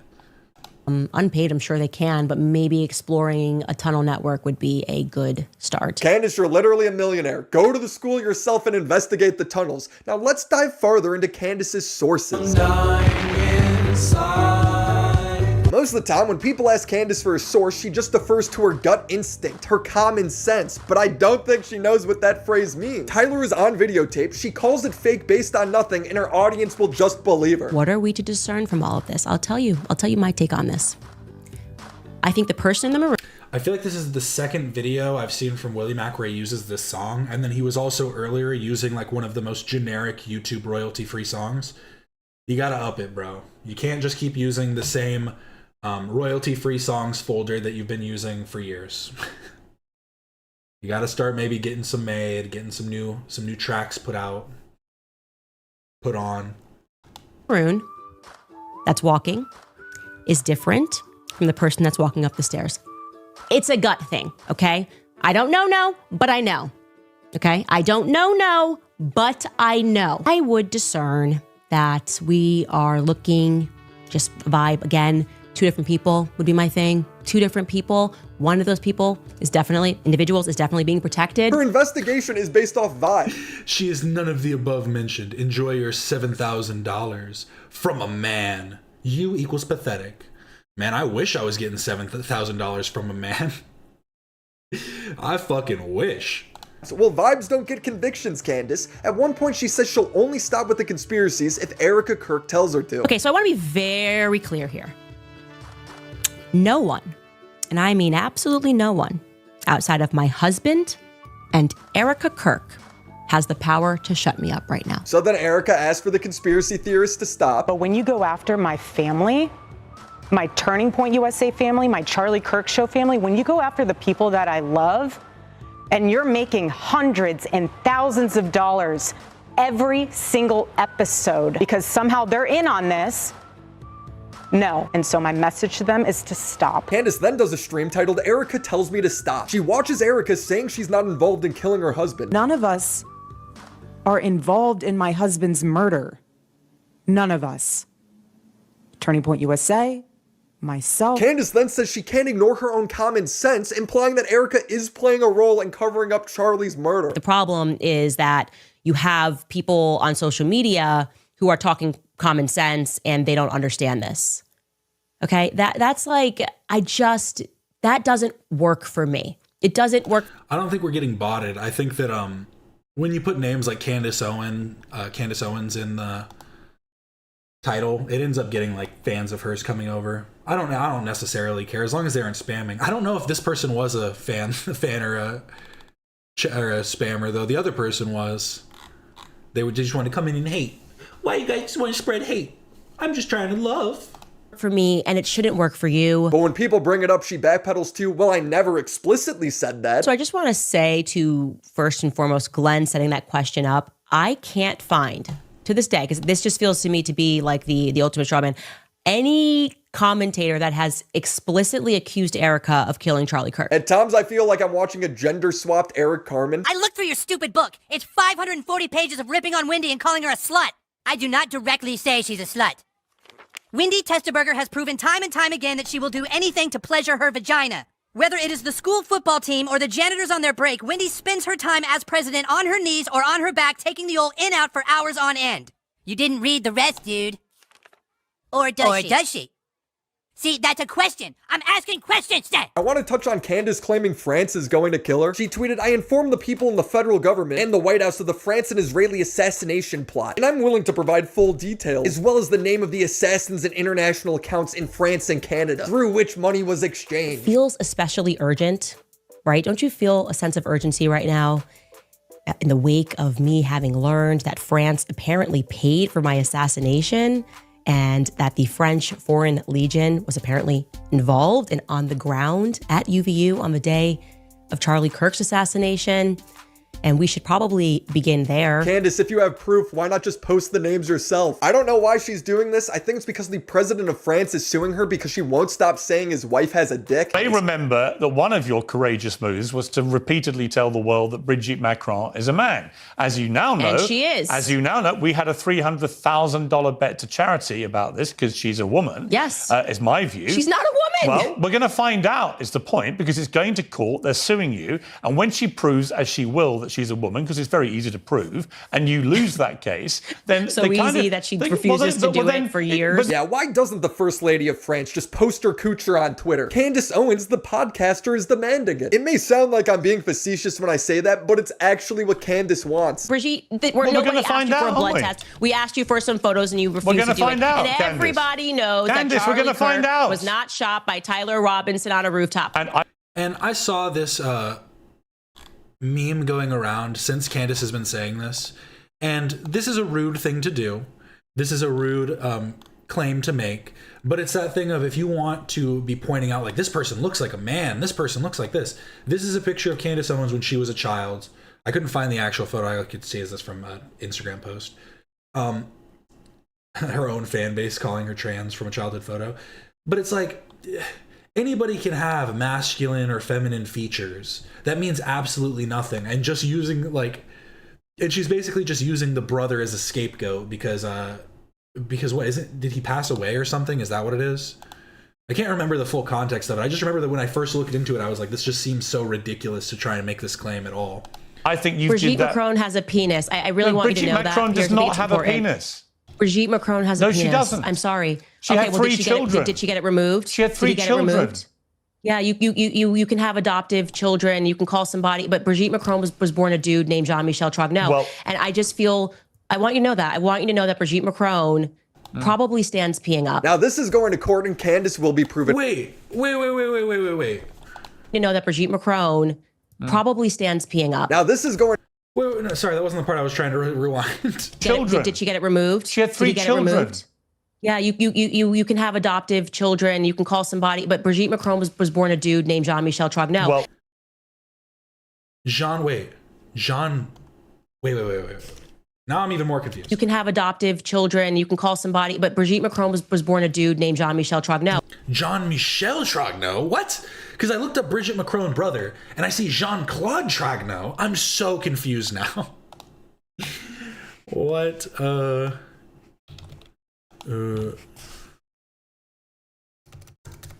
like, but Jean-Claude Trogneau was born in 1933, 20 years before Brigitte was born.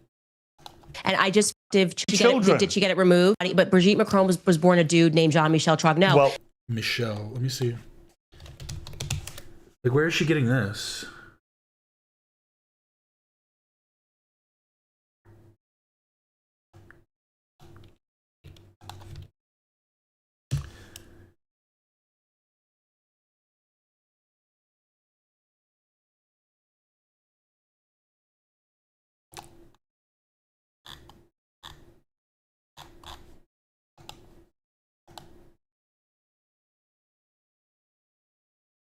Well, I don't know. I'm genuinely confused by this. I'm seeing a lot of people saying Jean-Michel is Brigitte Macron's older brother, but then I'm only seeing Jean-Claude. Jean-Claude Van Damme is her brother. Is Brigitte Macron's brother. I stand peeing up. I actually learned this in high school. People with vaginas can pee standing up too. It takes a little bit more effort, but it is possible. You are losing it as you have been paid? Dude, I wish I was being paid. Pay me.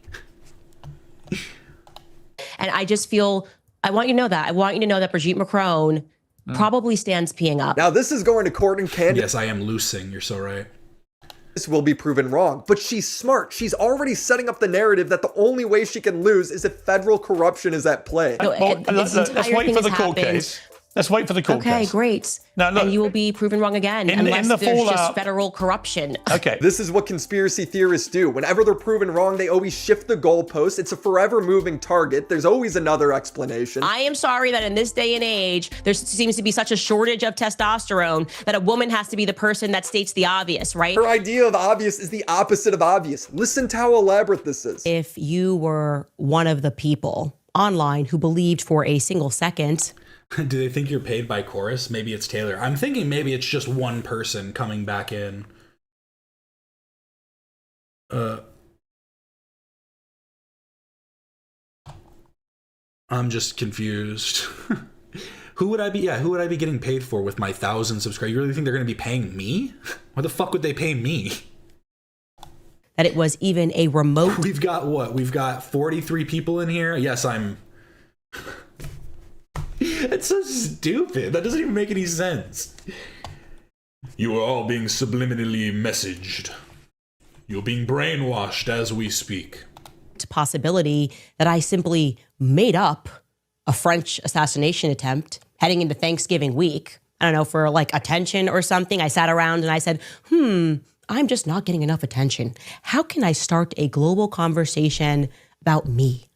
And then I came up with this idea of creating fan fiction where I imagined myself as the victim of a multinational state plot to murder me. Yeah, if you thought that for You can't give the game away. What is she doing? a single second, that it was for funsies because I'm not busy or anything, then you're just not sober. You're not paying attention to anything. You're not sober. The proof that she shows that she's gonna get killed is her own tweet. That's it. I obviously tweeted exactly what I was informed. Okay, I'm going to read that tweet to you in its entirety. Urgent. 2 days ago, I was contacted by a high-ranking employee of the French government. The person claims the Macrons have executed upon and paid for my assassination. Yes, you read that correctly. More specifically, that the green light was given to a small team. So they're suing you right now. You have been contacted by a high-ranking employee of the French government.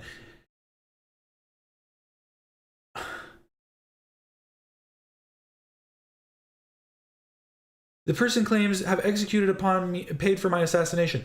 Why not sue them then? Why not? Like, I don't know. Like, I feel like this is a pretty easy thing to, little easy thing to prove if you have somebody from their own government willing to tell you this. Like, it's just so stupid. She's talking too much to ChatGPT. That's who she was talking to with this high-ranking employee of the French government. She thinks that her ChatGPT actually got hacked by a French government employee, by a French government personnel. In the National Gendarmerie Intervention Group, I am told there is one Israeli that is on the assassination Stop behaving like Israel, Captain. I'm sorry. I'll stop. I'll stop. squad, and that plans were formalized. Candace is once again claiming she has evidence while never showing anything. This video could go on for another hour. She never stops. Candace tweeted, they have been signaling that a 9/11 style attack is coming the second week of December. Save this tweet. It will age well. Nothing happened and she never commented on this again. But she did have a conversation with Piers Morgan and it 9/11 my brain. Candace says that she's not seen one piece of evidence that Tyler Robinson shot Charlie Kirk. I haven't seen one piece of compelling evidence that Tyler Robinson scaled the rooftops like Spider-Man on a college campus that he didn't go to.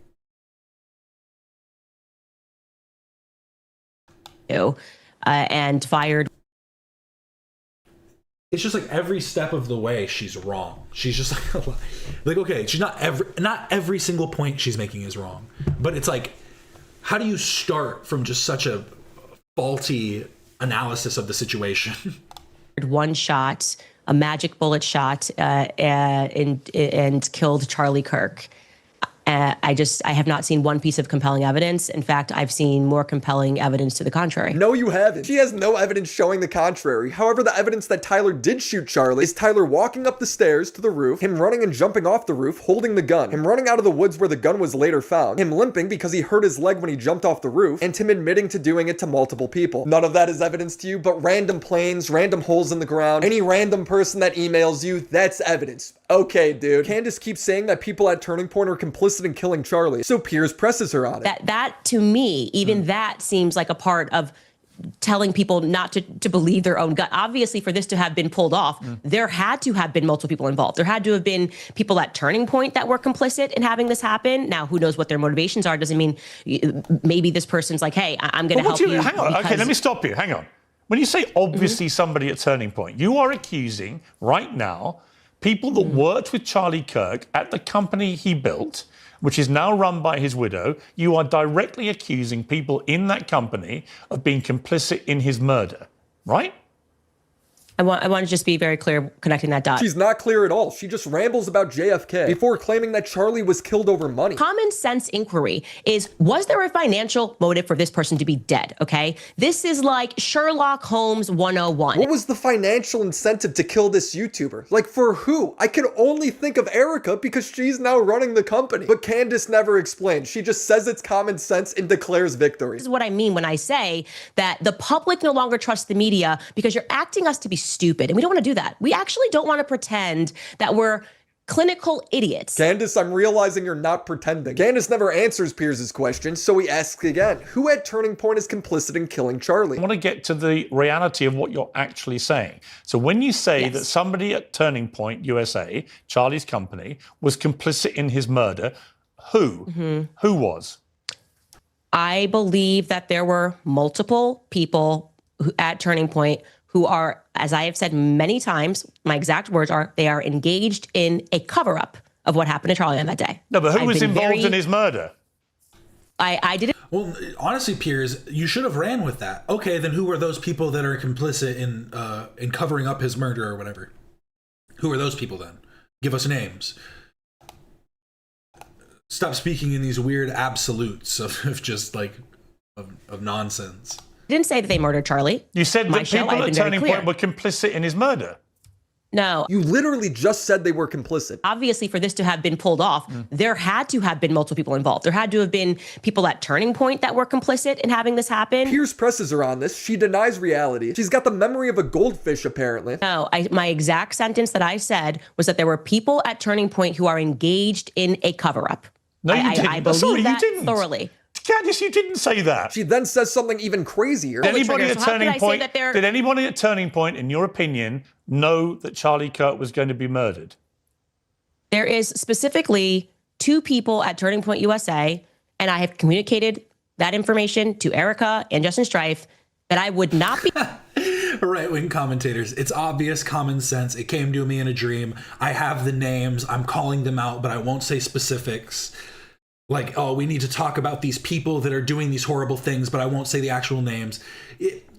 I don't see how people actually follow any of this and don't see it crumbling in on itself. Be surprised if they had foreknowledge of Charlie Kirk being assassinated. But do you have any evidence I'm for not that? going to name... I am not going to name those people, okay? Because it's not right for me to name those people until I know for a fact that they did. But she had... It's okay. Okay, so it's okay for you to speculate on his company as a whole without like 100% knowledge, but it would be wrong for you to name individuals. Is it because you would get sued again? You would get more sued?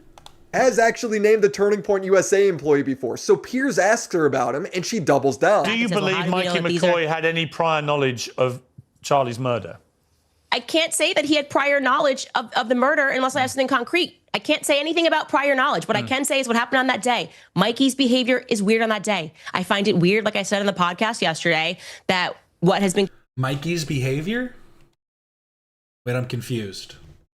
Unless I have something concrete. I can't say anything about prior knowledge. What I can say is what happened on that day. Mikey's behavior is weird on that day. I find it weird, like I said in the podcast yesterday, that what has been communicated to the public is like he called Erica instantly. First thing he did was call Erica instantly. And that's actually the call logs show that he didn't call Erica instantly. So this guy Mikey is getting roped into killing Charlie. Oh, yeah, so she's just saying this, okay, this guy, I don't know anything about this guy. I guess maybe I shouldn't pull up his site. He is a chief of staff to Turning Point USA, so it's not like he's like a private person, but yes, very close to Charlie Kirk.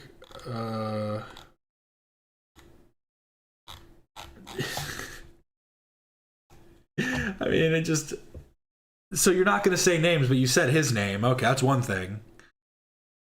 This whole thing is just so weird. Charlie, because he said that he instantly called Erica after Charlie was shot. Candace constantly calls Mikey a liar for this. I do believe that Mikey McCoy should have to answer for who he had on the phone right when the shot went off. So, yeah, his father, his own father. That surprised me the most. It'd be fine if she had a disclaimer in the corner for entertainment purposes only, not factual. Yeah, but then she wouldn't make the money. Then she wouldn't get them big bucks. About these call logs is I certainly feel that we were given the impression over and over and over. Candace trying to talk about how anybody else getting paid is so funny. Her fans really coming in here and saying, I'm getting paid by somebody. She's literally getting paid by all of you, by all the dopes. By all these dopes coming into her chat being like, yes, Candace, yes. You're so right, queen, please. Please tell us more idiotic conspiracy theories. Like, I don't get it. Again, that the first person Mikey called was Erica, right? He called Erica. We were told this by many people. Also, that he trained, like he almost like went to a camp and trained. And Charlie was like, 1, 2, 3, go, and like fast. 1, 2, 3, go. That's why he walked away. 1, 2, 3, go, and just told him, this is what the first thing you do is. Well, he didn't do that. Yeah, you want to know what Mikey actually did first? You're doing the same thing, bro. Yeah, why are you even here then? Dude, I'm doing this and giving my commentary because of how laughable, how stupid, how ridiculous it is. And yes, I am doing it for monetary gain, to make fun of it, and I'm not making any claims that would ruin people's lives. She is an idiot. She's ruining her own life. America, do you stand peeing up? First, he called his wife, and then he called Erica 3 minutes later. Wow, what an evil liar. Well, he didn't do that. Are you a fan of America's, the shoe brand, by any chance?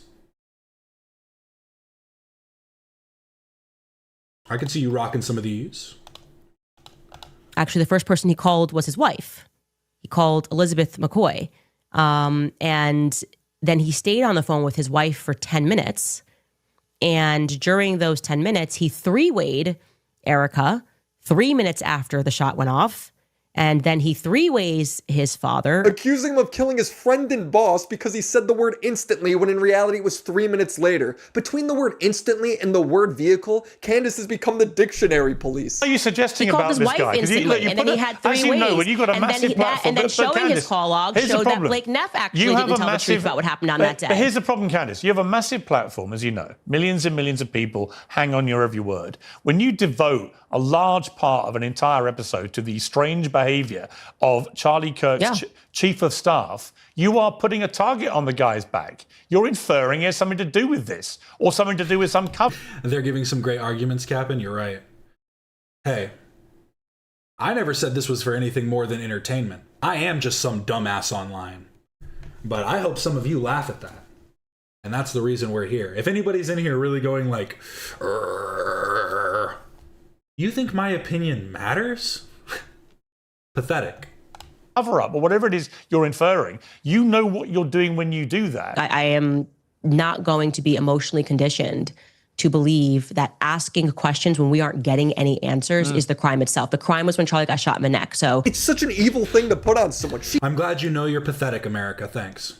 She can't be this stupid. She's being malicious. Look at all the intentional lying she's done. She cuts the video short of Tyler Robinson saying the word vehicle. She lies about the flights of the Egyptian planes. She says there's no evidence of Tyler shooting Charlie when he's the only person caught on video with a gun. She blamed Charlie's friends, blamed Charlie's wife, all without showing a single source. Weaponized her friendship with Charlie to go after them. Weaponized her viewers' religion by saying Charlie talked to her in a dream, or God sent her evidence in an email. People want there to be a more exciting answer to Charlie Kirk's murder. This feels to me like a conspiracy. And am I emotionally invested in this? Yes. Somebody said something to, you're unstable. Yeah, you know what? You're right. I have been destabilized by watching Charlie Kirk catch a bullet in his neck. Honestly, America, I have to say thank you for that emoji. I didn't even know that was an emoji, and I'm glad. I like the way that looks on on YouTube. That's funny. We're gonna start spamming this one in chat.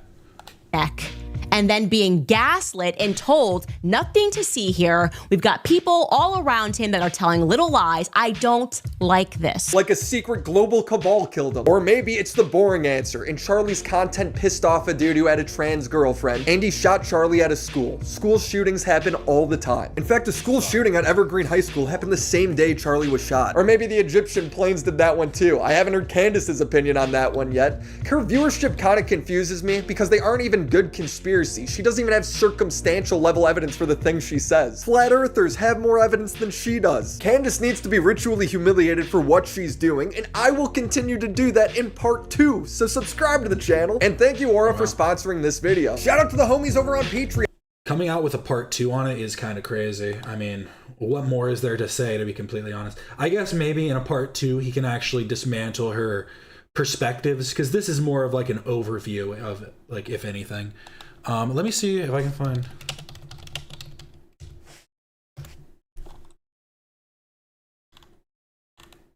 I just want Alec...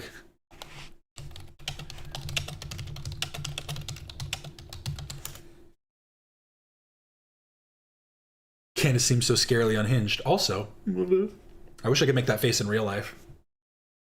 Can't do it.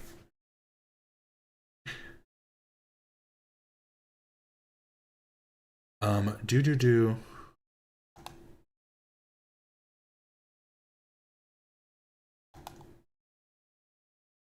Oh, this is from 6 weeks ago? Well, thanks Times of India for breaking this news for me. Or 2 weeks ago.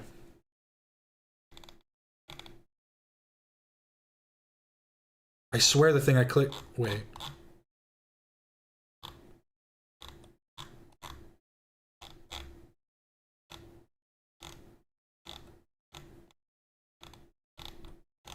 Now I'm just confused. I swear I just saw 6 weeks somewhere.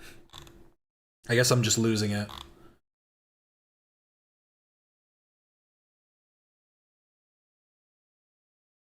I'm fond of this one because it looks like me. Just a jolly old guy. Just a jolly little fellow. Got the glasses on and all. Alex Jones, rare warnings over Candace Owens. Wild Charlie Kirk theory. Dangerous and troubling. If Alex Jones is calling your conspiracy theories dangerous and troubling, you might want to listen. And so it's with a heavy heart that I am forced to put out another report, either tonight or tomorrow morning. We're adding a lot of information right now, a lot more research, dealing with Candace Owens. Just as soon as the whole Egyptian plane thing gets debunked with all the facts, now she's moved to something else, and I'm really worried about her. I'm worried about her and her mind, and I'm also worried about the country and where this is going. It's good to question Charlie Kirk's assassination. When even Alex Jones says a line has been crossed, attention. Okay, Times of India. I just want what he's saying. Genuinely worried. Oh my God. With Candace Owens, just as soon as the whole Egyptian plane thing gets debunked, with all the investigation into accomplices, I broke that up before it hit the mainstream news. So I'm not saying don't question. But her latest source and what she's done, implicating the U.S. military and all this other stuff, is just so damaging. And when you go investigate it, it's so crazy. And just like with the Egyptian plane, she says she has the metadata, then publish it. And when she did publish it, and it got fact-checked, it wasn't accurate. Candace, we care about you. But you just doubled down again with something even more absurd. And I hate watching you destroy yourself like this. We'll be covering it all with the reports coming out at Real Shows on X on Rumble. Yeah, Alex saying he's worried about you is next level. It is just insane. And clearly it's not like, oh, he's the arbiter of truth. You need to listen to Alex Jones. But I do think that if anybody's going to tell you that something's a bad idea when it comes to conspiracy theories, he knows what the worst outcomes are. So you kind of want to maybe hear him out. But also, like I said before, I think that Alex Jones truly does believe the shit that he talks about because he's done such a deep research into it. Some of that research is faulty, like when we looked into his research into when he went to, why can't I remember what it's called? I literally did a whole stream watching the thing.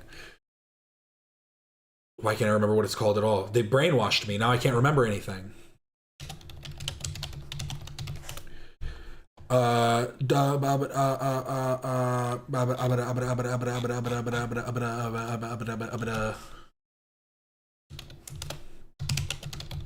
literally can I not remember it? Bohemian Grove. My God. Bohemian Grove. Sorry. When we watched his documentary about Bohemian Grove, and watch, I didn't remember Bohemian Grove, but I remembered this part. In the documentary about Bohemian Grove, what he tried to say was that Bohemian Grove was doing a ritual called, now I can't remember what the ritual is called, but basically they thought the ritual was, he thought that they were sacrificing, they were doing an effigy and sacrifice to Moloch, which was a perceived Babylonian deity that people did rituals for, sacrifice children to. But in reality, Moloch was not an actual deity in Babylonian culture, and is just the ritual of sacrifice and the type of sacrifice done. And obviously there was still child sacrifice done, but it's when you start your conspiracy on a false premise, you're already kind of you know, on the path downwards, I'd say.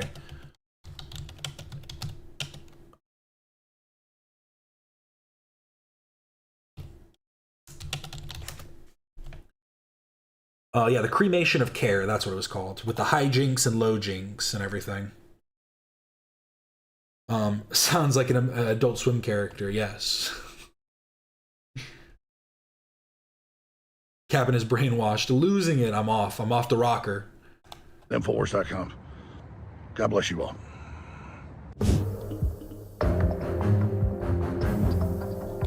At the heart of the dispute are claims surrounding the... Yeah, and then it's just that. Okay. I actually did have one more thing I wanted to check out. Nothing too serious. I mean, it's a serious situation, but it's nothing like pertaining to anything specifically. Actually, we have two clips of what I want to watch. This came out 7 months ago. This is 7 months old. Still relevant. I feel like you're one of... Hornswoggle really doesn't like Peter Dinklage. Let's hear him out. The most recognizable little people on the planet. Fuck you, Peter Dinklage. Piece of shit. That's real heat, too. Fucking hate him. He costed so many people in my community jobs with that Snow White bullshit. Pisses me off. Don't you also hate Hugh Grant? Why? Didn't the Oompa Loompa thing? Isn't that a thing? He did make a comment. That's not as bad. Fuck Peter Dinklage. Like, fuck, man. It pisses me off. It still makes me mad. See, the thing would be, he'd be upset perhaps at Hugh Grant for something, but he'd probably still be more upset at Peter Dinklage for making it like a question of when they should hire little people or not. Like, he costed so many people jobs. So many people. Because he wanted to be the only dwarf. You know what? I don't think that. I think he wanted to make a statement and he thought he was making some cool, hip thing. But it wasn't. When he did Elf, that check. Oh. Elizabeth Hornswoggle is a woman who Ross dates in The One with All the Resolutions, portrayed by Sarah Peterson in season 5. Cash Friends. Interesting. Just fine. Tyrion Lannister was a role for a little person. Captain, can you give me your contact so I can get paid to react to Candy Owens too? You got it, man. Sending them right over. They'll be hitting you up shortly. The Egyptian plane is on its way. That he cashed that check for all those years. Like, I'm okay not going out for Brad Pitt's role.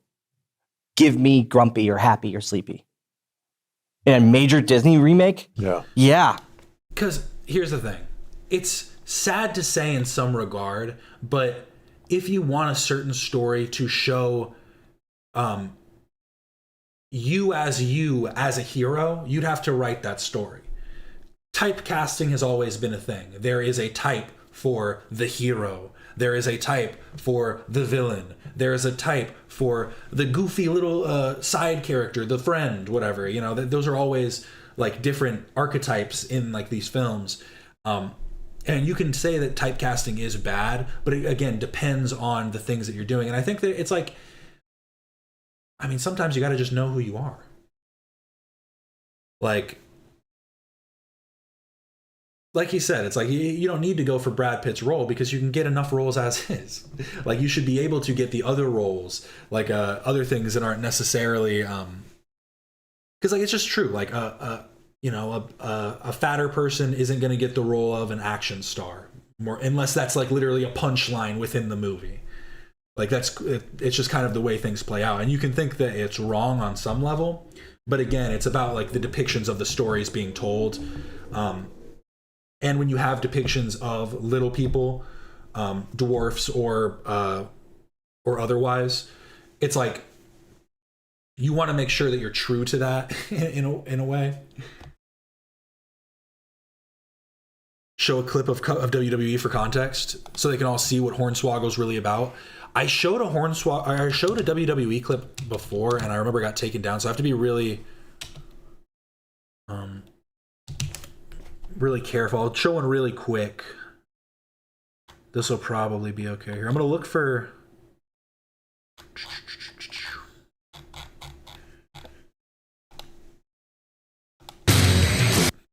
I'm gonna just skip to a random clip. Big ups with Cena. Hornswoggle and Cena. Yeah. He's a legend. Come on. And then was that McMahon's son? I was not paying attention. you're going to have 7 dwarves, then they're extras, then they're stunt doubles that are all going to get paid. And he fucked it. Well, I think you should be happy because that movie turned out, it was atrocious. I heard it was dog shit. Yep. Atrocious. So it's all good. Yeah, and I won't see it because I'm pissed off about it. I will not watch it. I love Disney. Don't worry, Disney nobody fanatic. else is going to see it either. Yo, I heard it tanked, but oh well.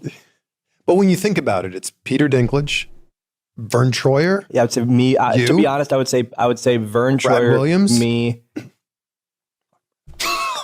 Brad Williams is a comedian. He doesn't. I wouldn't even say that he's necessarily relevant in like the media space. Like he's known as a comedian. That's about it.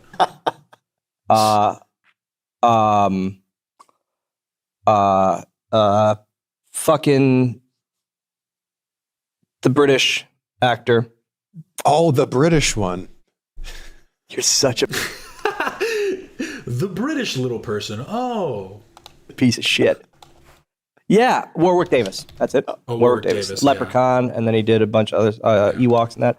But he Warwick. I would say the most Wee Man. Yeah, for sure. I would say But again, like Wee Man, I'd say Wee Man and Brad Williams are probably like the two that you could probably say aren't necessarily. And again, if you're talking about top tier, and you have to go with a comedian and a guy from Jackass, like it kind of shows that they aren't well represented throughout media. I would say I am 4th on the Mount Rushmore. Yeah, of midgets. Yeah, that makes me really uncomfortable. I love it. I love when I say it for the first time because it went around people because they literally go. You gave me the M word card. Yeah, only last use around time. me. I still have not cashed in that card. I don't want you to. can say it. No, it's fine. My dad will not say it. Eric Potts will not say the M word. No, it makes him very uncomfortable. When I mean, I get it. It doesn't. It's a word. Why are we being again, when we go to ego, if I'm offended by that, I view myself different to on a pedestal. Mm. Hey, you're top 4. I would say Dinklage is above me. Sure. I would say Warwick Davis. Yeah, Vern Troyer, Warwick Davis, and Peter Dinklage are definitely above Hornswoggle. But after that, Wee Man's above me. Do you get mistaken for Wee Man? Yes, all the time. I get Dinklage and Wee Man all the time. My buddies love it. So when you get Dinklage, you just like I literally call Kenny Baker. That's. I was like, there are more. I was trying to remember other little people actors. Yeah, Vern Troyer, Kenny Baker.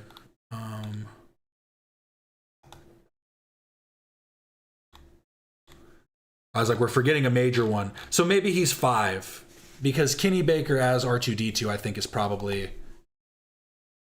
I guess maybe not, because I don't know how many people actually know that it was a little person controlling R2-D2. I think a lot, like some people are just like, they hear it for the first time and they go, wait, what? Warwick's wife died recently. It's that generation of people are all just starting to go out. It's sad, but on to the next. Whatever the universe may bring. It's happened with Lana and I the other day, and I had to text my buddy. Just got dinklaged. Just got dinked. Pissed me off so much. Are you a film buff, Captain? Not really.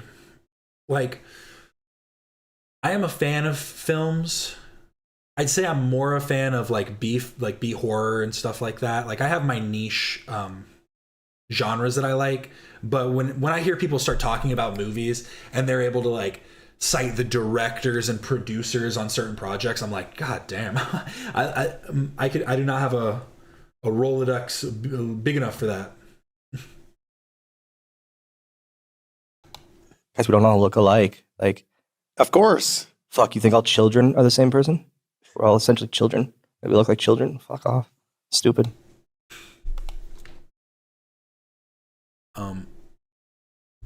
Don't forget Aubrey Smalls. Can't forget, won't forget. And this is the last thing I actually wanted to end on. It's a 20-minute video from Midwest Safety. 15-year-old stabs his dad over spilled lemonade. Here's the thing. I do need to use the restroom, so I think to do that, what I'm going to do is put on you know what? How many of you have actually seen my Charlie Kirk video? What if I put that on for a second for the people that haven't seen it while I go use the restroom? Would that be okay? Would that work?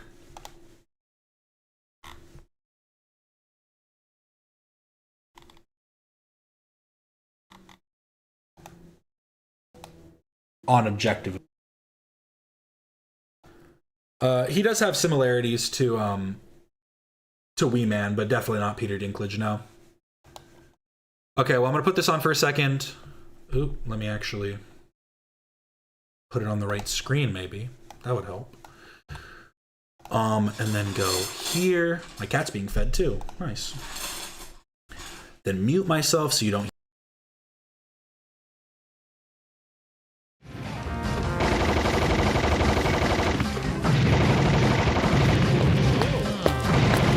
Hey, I've got an urgent assignment for you. Oh. If you could get it done by the end of this video, that'd be phenomenal. Yeah, sure. I can. Wait, what do you mean by the end of this? Never mind.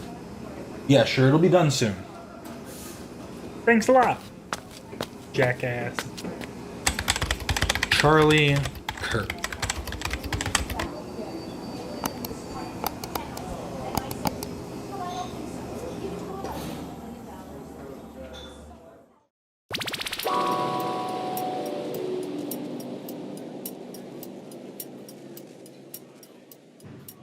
If I have seen further, it is by standing on the shoulders of giants. Isaac Newton. This quote is a reminder that everything we build is built on the foundations laid by those who walked before us. And while most of us stand on the shoulders of these mental giants, others prefer to dangle from deep pockets. One of these social media charlatans is Charlie Kirk. Now, I could take the easy route and hinge on Kirk's greatest hits.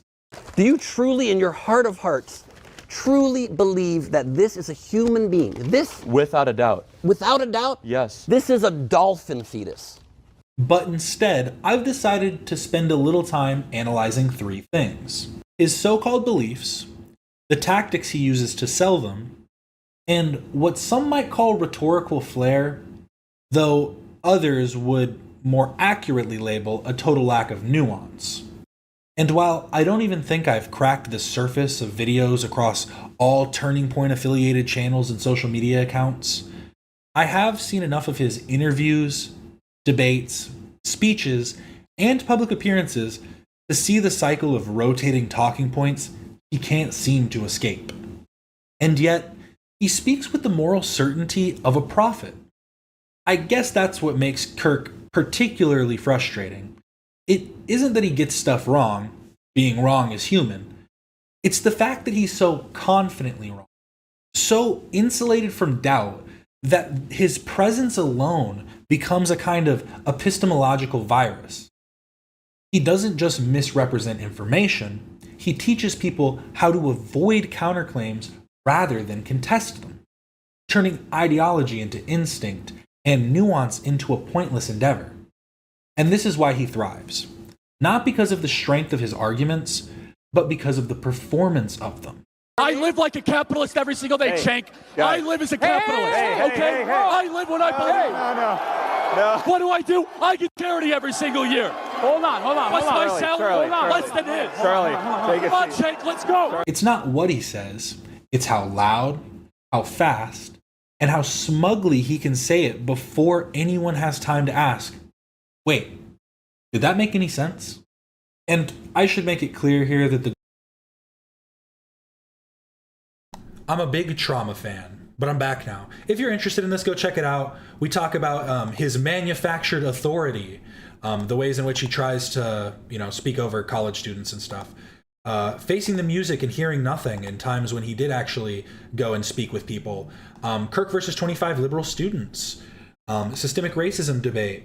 Abortion debate, where the famous dolphin clip actually comes from. I do a breakdown of the entire debate that they have. The dolphin part is just the climax. There is quite a bit that goes on during this debate that Kirk is absolutely wrong on, and it's hilarious. Talk about his involvement in January 6th, all that stuff.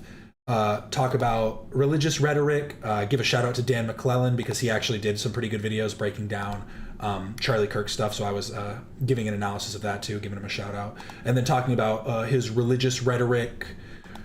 The loudest voice has the, I forget what the sections are even called. The loudest voice has the weakest effect. Talking about the ways in which they actually use their platform, and then the conclusion. Great stuff. Why you look so baby capping? Maybe I've put on some weight. Who knows? Is that what it is? Am I fat now? Do I look tired still? Here, watch. Let's see. Let's get a side by side. My mustache is a bit fuller, I guess. My mustache is fuller, is that it?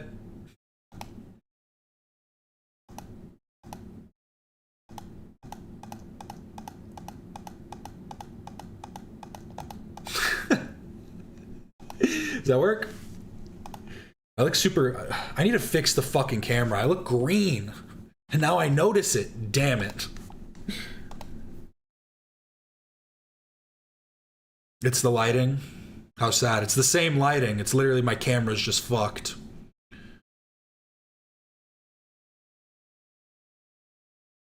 But it is what it is. My head is smaller? Oh. Oh, okay. Headphones make me old. Oh. Does that work? I see what you mean. I think I probably just put on a little bit of weight. That's probably literally it.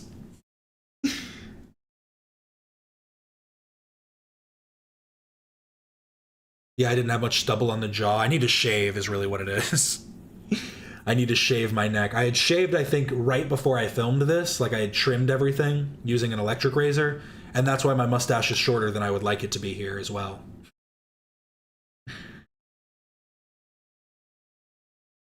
You got a different vibe. I can't explain it. More confidence, maybe. More confidence now, right? I hope it's not more confidence then. That'd be terrible. Yes, Bohemian Grove. Are you far behind? They might be a bit behind. I did figure out that it was Bohemian Grove at one point. I prefer how you look now too, Alex. But back to the crazy title. 15-year-old stabs his dad over spilled lemonade. Hey, I just went pee. Don't cry over spilled milk. Don't cry over spilled lemonade. Don't stab your dad over spilled lemonade. Baby adrenaline drinker. I'm drinking adrenochrome. It's happening. On the night of January 30th, 2023, officers in Litchfield, Kentucky received a call of a man stabbed and in desperate need of help. What officers didn't know is that it would be one of the youngest suspects in Kentucky history, and that it all started over a glass of spilled lemonade. Officers raced to the home, unaware of the shocking reality that awaited them inside.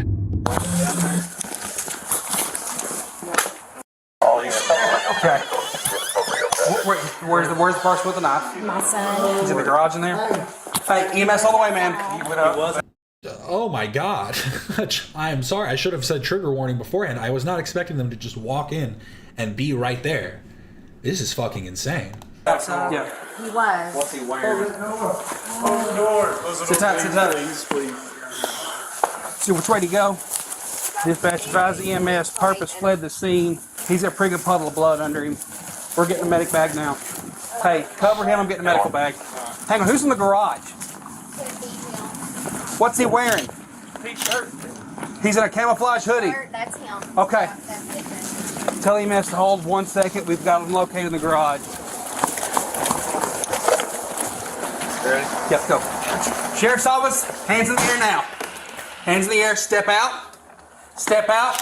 Face away from me. Hands on top of your head. Place your hands in small your back. There was a big fight between both of them. He came at me first. That is not how that works. It's self-defense. Again, we were talking about this before. It's a reciprocal retaliation. You cannot...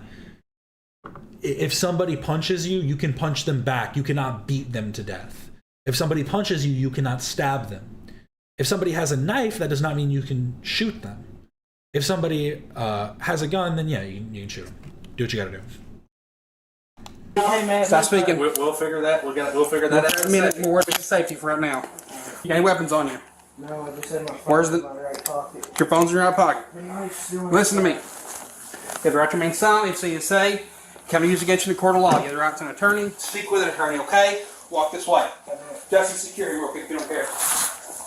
You double lock keys. Yeah, this type of shit happens more often than you'd think, and it's really sad. Because what it comes down to is like people not understand. Like, it sucks. Like I'm sorry if you have to fight your dad sometimes. It's the worst, but one day you'll be bigger than him and you can fucking elbow him in the jaw. Stabbing him is going to ruin your life. Like, if you can get somebody that's bigger than your dad to come beat the fuck out of him, do that. Don't stab your dad. It is only going to ruin your life. Even if he's beating you. Unless he is going to kill you, like it is going to ruin your life. Just plain and simple. Even if you get away with it, like even if you do get off on self-defense charges, like it's still going to shape you as a person. Yeah, it'd be used against you in a court of law. Oh, I didn't quite hear that. Can you say that again, officer?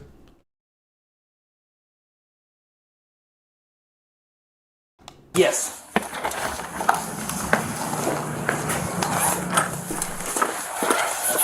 Is there any way I'm allowed? Hang on. Dispatch, we've got him secured. Send EMS to the front door. Is there any way I'm allowed to come to the hospital? Yeah, we can work it out, okay? God. Stay with us, buddy, okay? Right here, guys. It doesn't look like they applied. I'm so sad. I'm not, like, obviously... I'm not, like, truly... I don't want to seem callous, but I'm not saying, like, I am emotionally sad, but it is just so sad because I don't think that they understood properly how to stop the bleeding. And you heard it here. Don't stab your dad. Aye, Captain. Exactly. I'm just like I'm distraught. I guess I'm not sad. I'm more distraught at this in the moment. Because this is just like, to be fair, it was his stepdad. Yeah, this is crazy. Yeah, it's just, I don't think that they understood how to stop the bleeding properly, like applying pressure to it. It looks like he's just laying on the side that he was stabbed on top of some towels. And like, not that it's their fault, and that like, at a certain point, it's just unpreventable. Like these type of things, if it was going to result in death, that's just the outcome that was going to happen. But it is just sad in that regard. To like, because like nobody's ever prepared for anything like this. Oh, he was stabbed like 20 times? God damn. Okay, so it wasn't self-defense at all then. I guess let's get to it. Let's just keep it going. Stretcher. Got it. All the way in? Yeah, bring it all in. We got to sit check, okay? Scissors.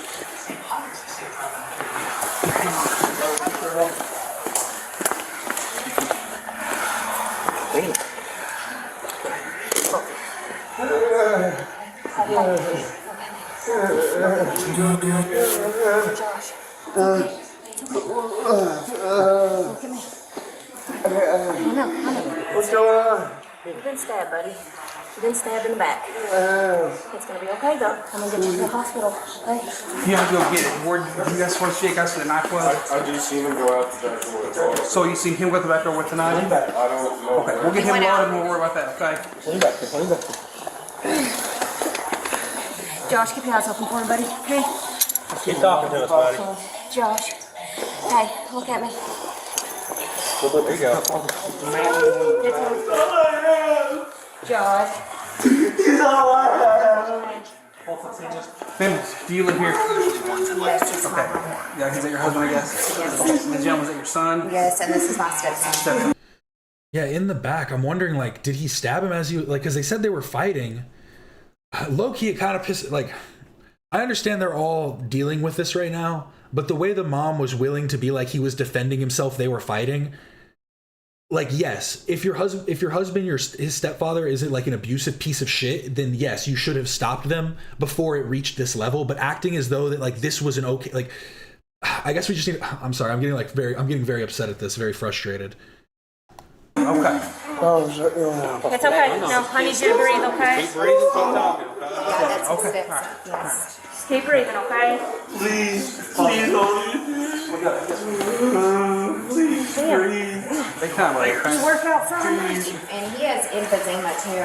I don't know. Just the way she's talking is like, it's literally like, my blood is boiling with how calmly she's speaking about this. I can understand if she's trying to keep some like calmness for her sons, but it doesn't feel like that to me. I don't like, maybe I'm just like getting too emotional at this, but that's not the way that her demeanor is reading. It's not even. I mean, it's right now. Please. Hey, Josh. Yep. Let's slow down your breathing, okay? I know. You'll be okay. I promise. Alright. Love you outside. Don't touch anything. Everybody go to one side. Let's grab a hold. Grab a hold, Mr. Josh.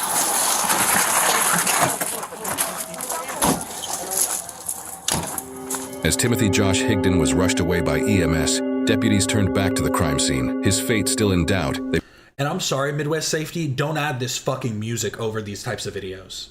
If you want to add it to ones that aren't as serious, that's okay, but you're actually dealing with a person that is dying here. Adding creepy music over it is not cool. Prepared to search for the knife and begin speaking with family members. I don't see anything laying out like obvious. All right. Didn't they say he went to his bedroom first? Yeah, we'll check that in a second. All right. He was covered in blood. I checked where he was standing in there. I didn't see anything there either. If he threw that out in the yard, Sean's dog has helped me find guns before. Don't holler at him. See if he can see how you do with blood. Thank you, sir. All right. So, hop back and photograph where he found him. We need to get that blood photographed before Mama goes and cleans it up. Let's retrace his steps while Justin's making that phone call, okay? Yeah. How's it going? You doing all right? This is your sister's house? Yeah. Okay. Somebody stabbed somebody.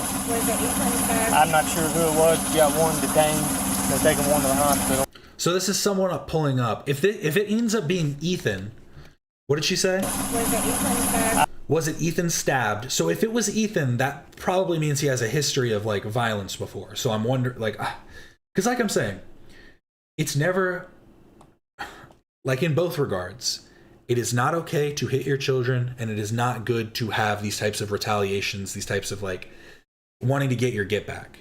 Like the way I've always like learned, like I've always thought about life is sometimes you really do just get fucked. Like your life is just, you get fucked. It's just the way life goes sometimes, and it's terrible.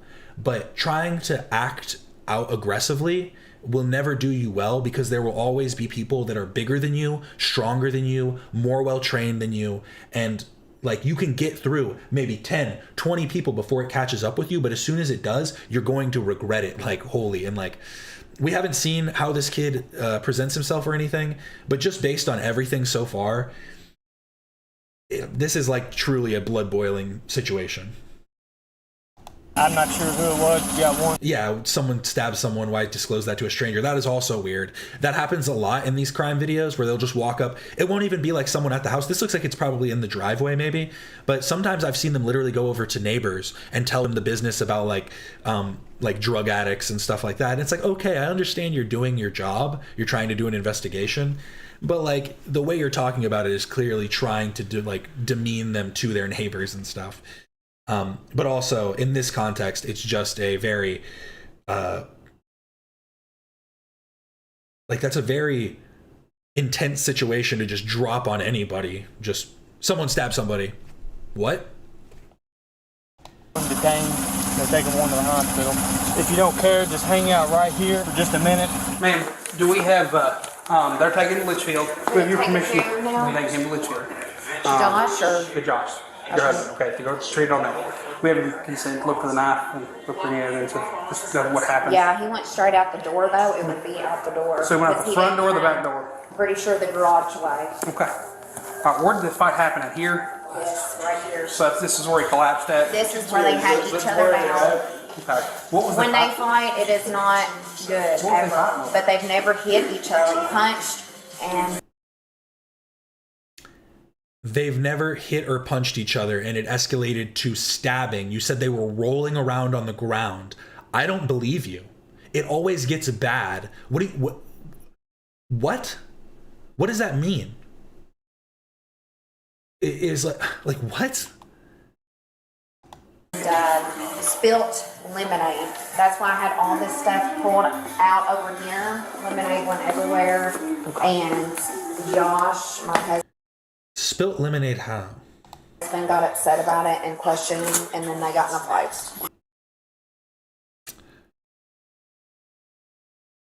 You're not giving us the full story. Let's you can. We'll get a little bit fresh off you. Luke, it's gonna be okay. Your dad's gonna be So okay. I'm going to be taking him to your other son's sheriff's office for processing. This is pretty steep charges. Assault first degree. It's nicely to murder. But I don't know the extent. Like, I always turn away. I know he went after. You always turn away, but you just said that they never actually hit each other. They've never put hands on each other before. Ethan, I don't know. Ethan was probably, he always. They're usually hugging and kissing, but tonight he tripped and fell in the. Yeah, like I don't understand, because especially that part, the stabbed 20 times. Like what? Carries like a pocket Ethan knife. started swinging at him when Dad put his finger in his face. So it is Ethan. It was the son. The son is Ethan. Okay, what's your husband's pocket Ethan knife. started swinging at him when Dad put his finger in his face. Okay. And here's the thing. Maybe this kid has some issues with his biological father, and so he's not willing to respect his stepfather, and there's probably some conflict there as well, and so him trying to discipline him, and there's certain things that might be stressing on the situation. But like, the mom just doesn't seem to care. That's the part that really is just like infuriating me, is the fact that she's like, it's fine, your dad's gonna be okay. Oh, like, who's she on the phone with anyways? Like, what's going on right now? Okay, what's your husband's name? Timothy Joshua Higdon. Hello. Hey, you busy? I got my girls with them. We got a juvenile that has stabbed his father, and he's thrown the knife somewhere. I didn't know if you'd be able to bring the dog up, maybe find it. You know, like in the area through that? He was in the house and went out the back door to the garage, so we're thinking it's somewhere in there. Did you find it, Wally? Blake? Not yet. I've been just getting information. Okay. All right. And what's your name, young man? Joshua Lucas Higdon. Josh. Do you go by Josh? I go by Luke. Luke? Okay. Yeah. Is there any way my sister's out there, if she can come in? Yeah, I told her just to hang back there, and as soon as we get this area photograph and stuff, it's fine. The young man you have detained out there, what's his first name? Ethan McKinney. So let us look around here. Do you know Sean? I talked to Sean. He said he's going to take his kids across the road and he'll be here. Can I get an extra set of clothes for Ethan? Yes. Okay, can you, if you don't care, go grab that for me. Okay. So what's going to happen with Ethan? So I'm going to contact CDW, which is the court designation. You think she cares? I don't... What about this is making you think that she cares? Because I guess if you're reading it as she is trying to stay calm for her stepson, like I could maybe see that. But like the turning around, clearly lying to the police officers about them fighting before, because there's no way. Like, I'm sorry, maybe this was the first time. I don't know. I find it hard to believe. Yeah, the inconsistency with the face blur is hilarious. I don't know why they're doing that either. Worker. She's essentially the go-between. Like, they're not even trying right here. They don't even care. Prosecutor and juveniles. CDW contacts the judge. They go over the series of charges, decide whether he is incarcerated in juvenile detention center or released to a guardian. So he's your biological son, correct? Yes. Okay.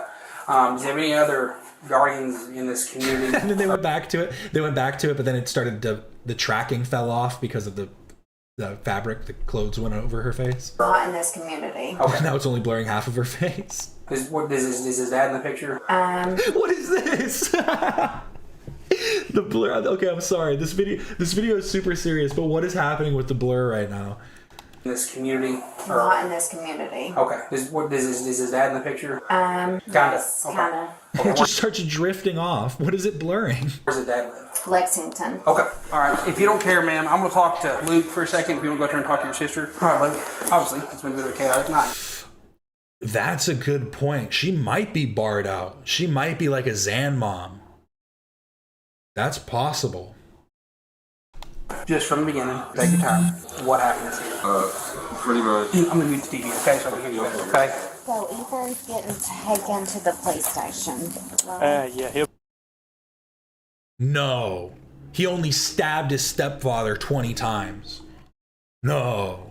He'll be taken to the sheriff's office. It'll be up to her as far as where he goes from there, as far as juvenile detention or release to a parent.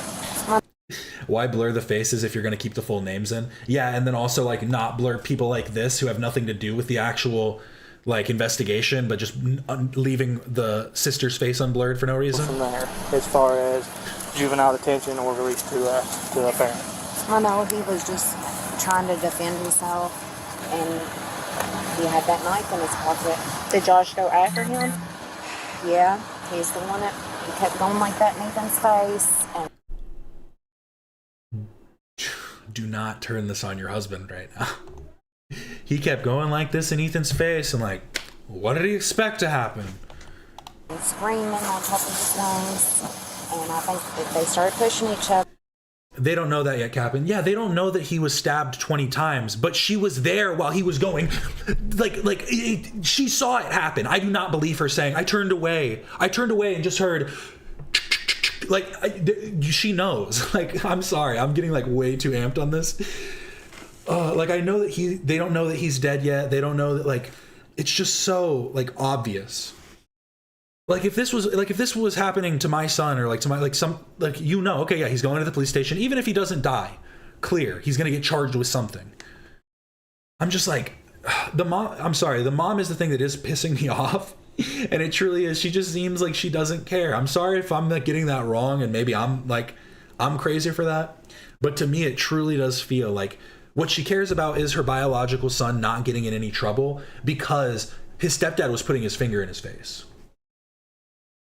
Other than one thing led to the next, and Ethan always carries a pocket knife in his pants, and he just. I was in my room and I just heard him arguing, which happens sometimes. Where's your room? My room is that one. That's the one on this side? Okay. Yeah. I come out here to take out the trash because that's my chore for this week. And they were arguing, and I found out what the argument was about is because Ethan put the lemonade in there with the top on crooked, and it spilled everywhere in the fridge. Ethan was saying... Wait, so... They were arguing, and I found out what the argument was about is because Ethan put the lemonade in there with the top on crooked, and it spilled everywhere in the fridge. Ethan was saying that he didn't do it, it wasn't his fault and all this, and it was just a back and forth on, yes you did, no you didn't, pretty much. And then Ethan kind of got riled up about it and got in his face. And my dad was like, you're not like getting in my face. You're not going to do that. You're 15. So dad started putting his finger in his face, and then Ethan just started like hurdling and like swinging at him, and they just started like grappling pretty much. It started like right there and got all the way over there. It looked like my dad was on top, and it looked like Ethan like slung him over and got on top of him. I didn't know what was going on, and then dad says, did he just stab me? And I just started freaking out. I go over there, there's blood everywhere, and Ethan comes over here to the sink and cleans off his knife and then walks out the door talking to somebody on the phone. I don't know who he was talking to. I just see him. I just see him with pocket knife or a kitchen knife? I think he keeps like a knife like clipped to his. Yeah, nothing real fancy, just like a knife that you can flip out. And, let's see. Yeah, it's pretty scary, man. He's all I have. Well, he's in the best hands that we can find him right now. Those medics knew what they were doing, and they were all business getting him out of here fast. They did the best they could to get him out of here as soon as they could, okay? So he washed the knife off in the sink. I think that's what he did. He had the water on. There's the, hey, I found the knife. Yeah, 20 times though, yeah. She's for sure on benzos. Last time I was already on my lair sleep, or on my, sleeping, and my dog got out from the porch. I couldn't do anything productive. I can't imagine witnessing an attack. I guess that might be maybe the plausible aspect. Maybe she isn't being callous and she's just legitimately barred out. But then that also makes me think that she's... Here's the thing. I don't know if she's doing it all the time, but if that is a consistency where she's like, on, like, I guess this is all speculation. This is kind of a pointless thing to talk about. Because I was going to say, if she's consistently on benzos, again, speculation, don't know if any of this is true, then like, again, compounding issues of this kid maybe might not have the best relationship with his father. Like, there seems like there are a lot of reasons that this could have gone south. And like, if something went wrong, honestly, like, if you are like your step parents, and it's something that like minor, you probably should just have his mom like confront him about it and be like, hey, you need to go clean this up. Like, I don't know. It's just, it does depend on, like, there's certain things, like how long they've lived together, how long, like, there's just too much to like consider. I don't know. Her just responses have definitely gotten under my skin. It's in the sink.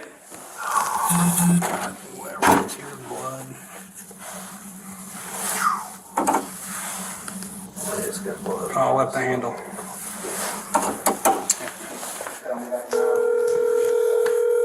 Hey, we found the knife. Okay, y'all good? Yep. Dad all right? He's still coherent and talking. He was in pretty bad shape when he left here. Like an actual solid stab? Like actual, got some lung. With what?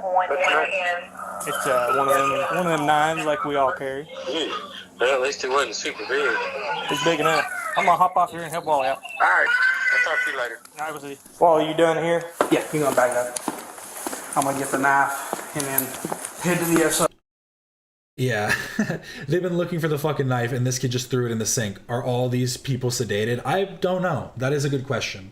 Because, yeah, it's like, they keep saying he went out the back door. Because that's what they said first, is he went out the back door and then went into the garage or something. I don't know if he went straight, but it doesn't seem like they were searching around here at all. The kid literally said he cleaned the knife over here. I feel like the guy should have immediately walked over there, but then it took a second and was like, oh, wait, the knife is over here. Well, all right, man, we found the knife. Yeah, they utilized the dog before checking the fucking sink. They just wanted the dog to come by. They're like, he's gonna be here soon. We get the puppy to come. In the sink. Oh, you did? Cops will do anything to not have to do their job. Right there in the sink, huh? Yeah, he was trying to wash it off. And then he walked out the back door. Is there any way I can stick with anything? Before we leave. Because when he said that the first time that he walked out, he was cleaning it and then walked out the back door, I just assumed he took it out the back door and like fucking flung it or something, just trying to ditch it. That was like the thing that made the most sense to me, but him just setting it in the sink, it's like, bro, you guys didn't think about that? It's not right now, okay? Is he in your truck, Justin? Yeah. Okay. Hey, your dad's in good hands, okay? He's in the best possible hands he can be in right now, all right? Keep your head clear. If you talk to anybody, you can call dispatch, okay? Not like President Trump was found liable for sexual abuse. He was ordered to pay millions. He was also close friends with Jeffrey Epstein, the most infamous PDF in the U.S. They palled around for years. Yes, I don't see what that has to do with any of the thing we're talking about right now, but yes, I do agree with you. That is factually true. All right, Miss McKinney. So, from understanding, the Harvard started over spilt lemonade? Okay, did you see any physical altercation? Yes. They were screaming. It started off screaming. Josh started putting his finger in Ethan's face. They started shoving back and forth. And then that's whenever Josh took his hands and just pushed Ethan as hard as he could against the wall. From there, they fell to the floor and they were wrestling each other. And when they were on the floor wrestling, and Ethan was like, get off of me, get off of me. And then all of a sudden I heard Josh said, he stabbed me, he stabbed me. Okay, but we got his shirt and the knife. We're going to go to the sheriff's office from here, okay? Is there any way I can speak to him before y'all go? Briefly. Just briefly. Is he in your truck? You can do it Because I briefly, know okay? he's scared to death. Okay. He should be. But Okay. Your mother wants to talk to you. You sit in the truck. Turn your feet around. Turn your feet around. You sit there. You don't get out of this truck. You understand? Are you scared or anything? Is your nose busted?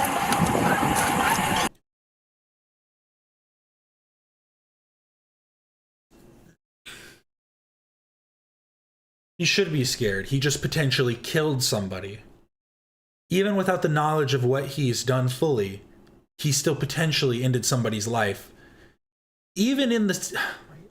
Because here's the thing. Even in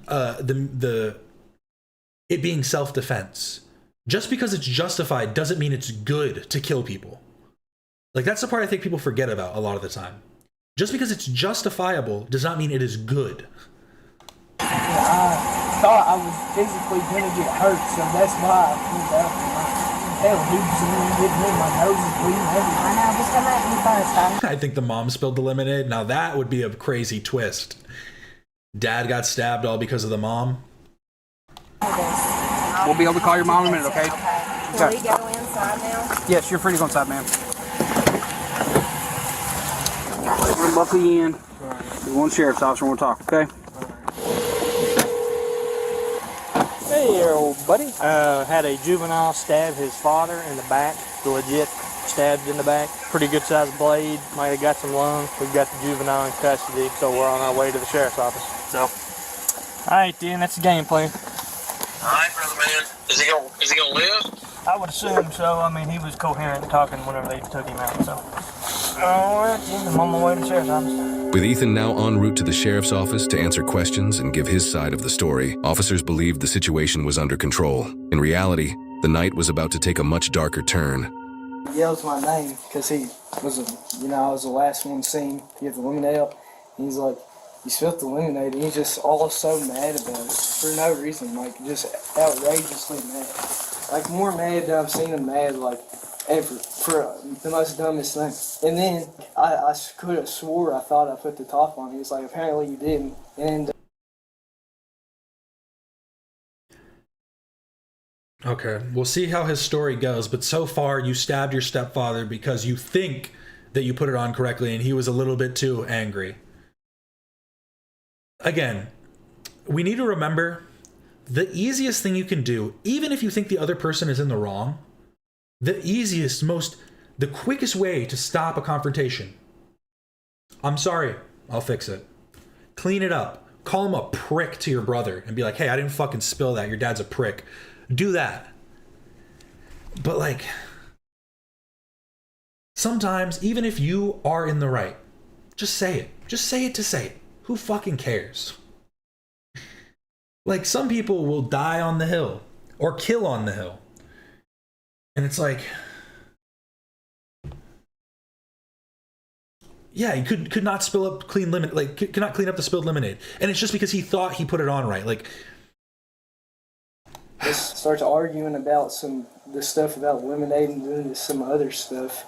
And starts calling us all stupid because my mom says kids make mistakes. You shouldn't be getting so mad over that. And he just starts yelling at us, calling us all stupid and stuff. I just want to get away from it. So I go into my room, close my door, and then he just walks in there, like all big and bad. And then he comes up to me and just pushes me. And like the first push, I thought something was going to happen. So that's when I grabbed the knife, but then I put it in my pocket because I wasn't going to use it until actually something happened, until I thought that I needed it. So you didn't have the knife in your pocket originally, it was in your room? Whoever gave this kid his knife, whether it was his stepdad, his biological father, or whatever, did not explain to him when you are supposed to use that knife. Because, like, bro, just fighting, like, especially when, like, your mom's there, your stepbrother's there, like, if he doesn't have a weapon, you are not in, like, immediate danger that you need your knife. Yeah, it was originally in my room. Because I wasn't going to use it unless I thought I needed to actually use it, because there's no reason to. But then I did, because he pushed me. And I just wanted to get away from him, because he was just getting on my nerves, so he was yelling at me. And then he pushes me again. Like, I try to get out of my room, and he doesn't let me out. I said, can I please get out of my room? And he says no, and pushes me again. This is also completely different than what the brother said. So maybe the brother saw them arguing at a different point. Maybe we'll get to the point in what the brother saw. But this is so far a completely different story than what his stepbrother said. So then I finally moved him out of the way, not hard or nothing at all. Slightly moved him out of the way so I can get out of my room. Tries to get me on the ground, and that's where I push him and then start defending myself. And then he tries to get me on the ground again. I'm like, no, and then that's when I stab. That doesn't make any. So he's saying, the way so I can get out of my room. Tries to get me on the ground. So he says, we're in my room, and we didn't see how far down the hallway their rooms were, but he said it was down the hall. So he said he's trying to make his way out of his room, and his stepdad is stopping him. Then they somehow fought all the way to the front door where he stabbed him. It's kind of where we're at right now.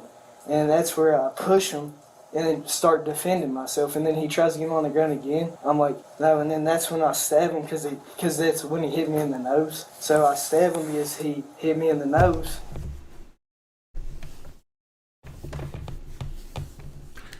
I'm going to say it again for everybody in back. That is not self-defense. If you would have, on your back, your stepdad punches you in the nose and you just start up punching from the ground and you're just throwing crazy, you grab him and just start throwing elbows, that's justifiable. Stabbing him because he punched you it's just not. Yeah, he's a minor being questioned without a lawyer or a parent. This is the kind of stuff that ends up being inadmissible in court. Has this gone through court already? I don't know yet. Let me actually look this up. That is a good question. And he was trying to get me to the ground, so I thought that something was going to happen, because he's way older than me, more experienced, everything. I wasn't just going to let myself get beat like that. Okay. Did he ever have a weapon in his hand at all, or just his hands? Just his hands. Whatever after that. I just got up because everyone was screaming. I just washed the blood off my hands. Well, originally I dropped the knife off the ground and then just got up and washed the blood off my hands. You just dropped the knife off? You picked it up off the ground? No, I dropped it on the ground. Because you know how it was on the ground when we walked in there? Because I left it on the ground. And then I went and washed off my hands, and then I went outside just because I needed to get some air. He's wrong again. It was in the sink. Beat like that. Okay. Did he ever have a weapon in his hand at all, or just his hands? Just his hands. Whatever after that. I just got up because everyone was screaming. I just washed the blood off my hands. Well, originally I dropped the knife off the ground and then just got up. I dropped the knife off. Maybe he means he picked it up off the ground? Washed the blood off my hands. You just dropped the knife off? You picked it up off the ground? No, I dropped it on the ground. Because you know how it was on the ground when we walked in there? Because I left it on there. It was not on the ground when you walked in there. Yeah. And then I went and washed off my hands, and then I went outside just because I needed to get some air. They would not, his stepbrother and his mom would not have touched the knife and started cleaning it off after he stabbed it. I highly doubt that. That's all I felt. Because that's the only possibility, but I don't see that happening. Like I needed was just air. How often do you guys fight? It's happened a lot. It's been going on for a while. Because used to, when I was a little kid, around 8, because my mom got with him when I was around 8 and stuff, he would legit use both of his hands and pick me up by the cheeks and squeeze my face, telling me to shut up and stuff. How many times did you stab him? Either once or twice, I know that. Okay. Because I done it, I think it was twice, because I done it once, and then he didn't fall, and he tried to keep on, hitting me and trying to get me on the ground, so then I think I done it again, and that's when he fell to the ground. Was he standing when you stabbed him? Yeah. he was trying to get me on the ground, like hitting me and stuff. Okay, where'd the first in the stab back, like demonstrate, kind of like get up and show you all the spot in the back. stand up here? It's like right here, I'm pretty sure. Okay. Where'd the next one go? Like either above it or a little bit below it. I can't remember. Okay. So was you reaching around him, I guess? Yeah, like I had the knife and I just went because I was trying to, just. Okay, so pretrial held for Grayson County teen accused of murdering his stepfather. 16-year-old McKinney is being tried as an adult in the stabbing death of Timothy Joshua Higdon in January. McKinney was released. So, this is a while ago. So he's released into his father's care on a $10,000 bond in June. This was years ago. One sec.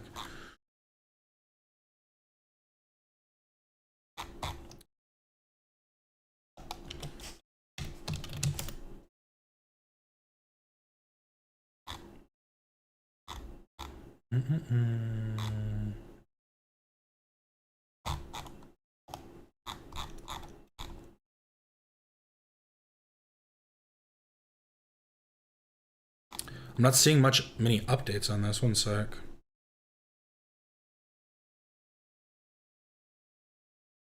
Maybe look up his name. Sorry, I'll leave this playing while I'm looking this up. Getting away from me because I was getting hit. I thought I was gonna die. Like I thought he wasn't gonna stop. So I just went to that shop and then I just stabbed him. All right. Wait, I need to hear that last part again. Because I was trying to, just get him away from me because I was getting hit. And here's another part. If you are going to end up using a knife, if you are not trying to kill somebody, do not stab. Do a slash.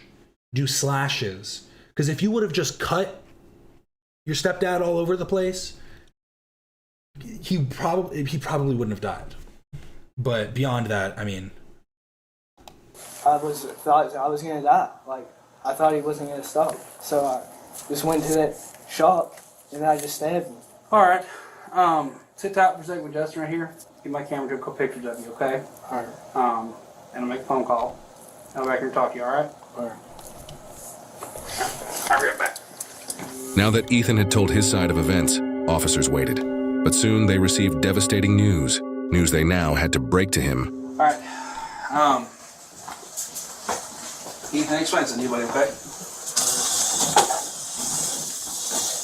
This is not me. You can hear? But I gotta tell you. Stepdad didn't make it. He had passed away. Don't know what's gonna happen. Charges or anything like that. I went to call a court as a worker. I'll still allow your dad to come here and talk to you. Because he's almost here. Just make you aware of that, okay? Sit here, take a breath, drink water. But please stay sitting here, okay? Can I use the bathroom? Right here. Missy Davis, the lady you talked to earlier. Ethan wants to talk to you, okay? Talk to you. I'm just making sure that you're aware that your charges changed. I didn't know. Do you now? Well, yeah, now I do. Okay. Alright, so instead of attempted murder, they're charging you with murder. You'll have a court date on Thursday at 9 in the morning. Yeah. I'm sure they won't bring... Wait. Missy Davis, the lady you talked to earlier. Ethan wants to talk to you, okay? Talk to you. I'm just making sure that you're aware that your charges changed. I didn't know. Do you now? Well, yeah, now I do. Okay. Alright, so instead of attempted murder... I'm having trouble finding an update on this case.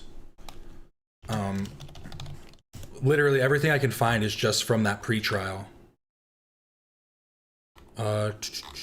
Yeah, that's the latest thing I can find, the latest update.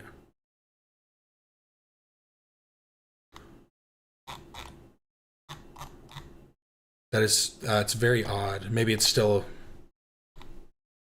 in the process, probably. They're charging you with murder. You'll have a court date on Thursday at 9 in the morning. Yeah. I'm sure they won't bring you to court. They'll probably do it. He reacted more to the murder charge than finding out he passed away. Does he comprehend that the change of charge means that the dad died? Yeah, probably delayed, if that's true.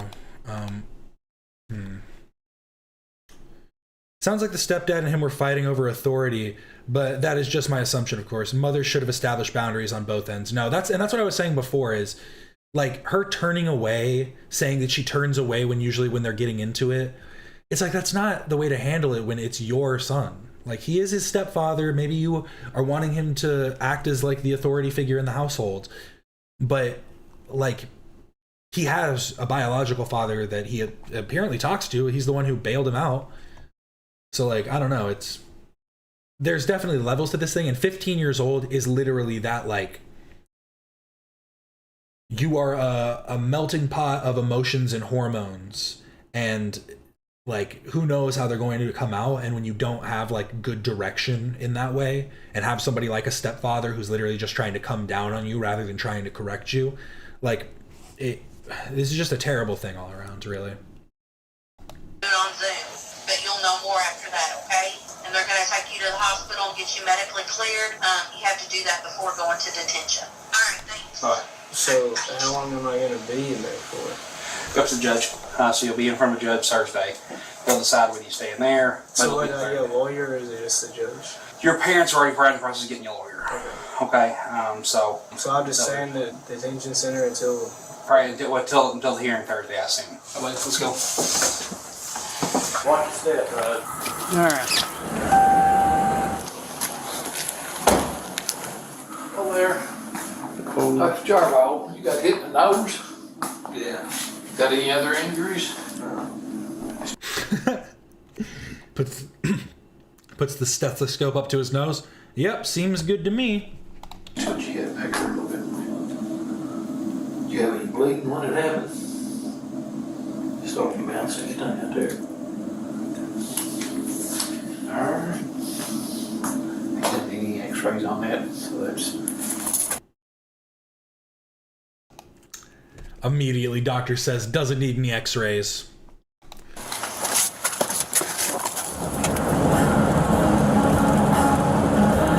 Step on up for me, buddy. Evening. So he has 2 citations. He's got the original charges of attempted murder, assault 1, tampering.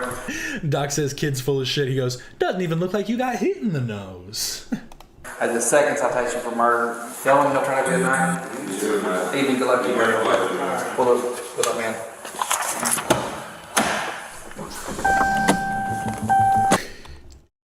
Telling a kid good luck, man, in between transfers has got to hit different.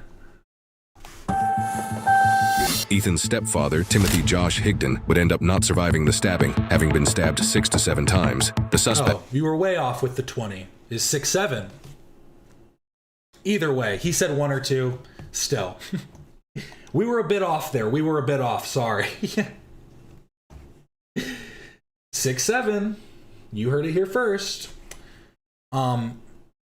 But regardless, I mean, I might be willing to, like, chalk it up to ignorance on the son's behalf if he had done it once or twice.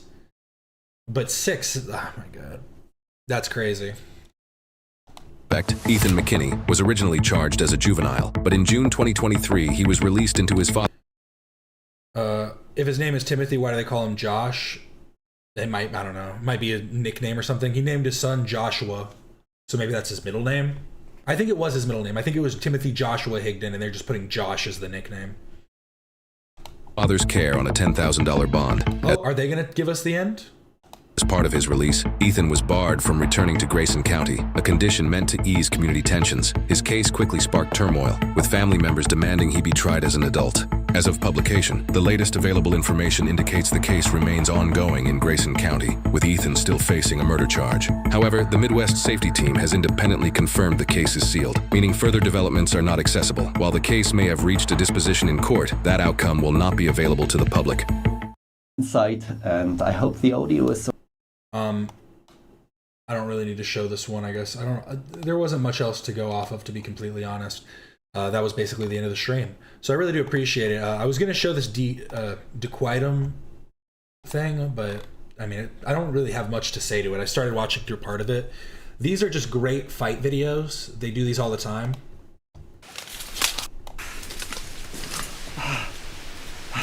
I might have watched this one on stream, honestly.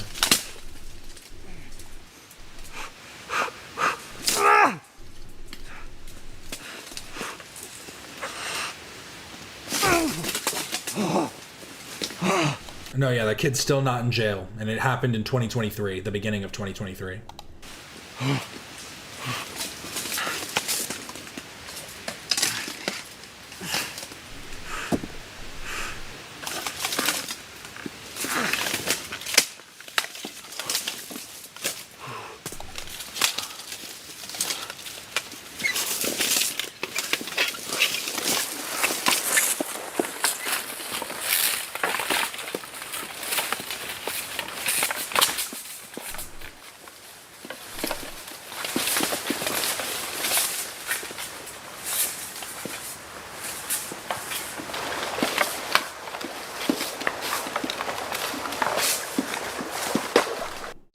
What's happening? Just wait and you will see. It is realistic, non-choreographed medieval combat.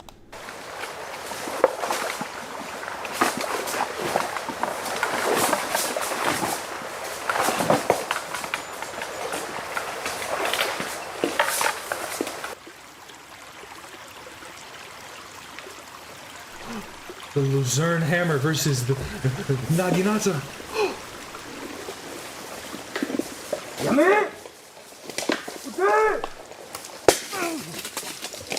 Ouch.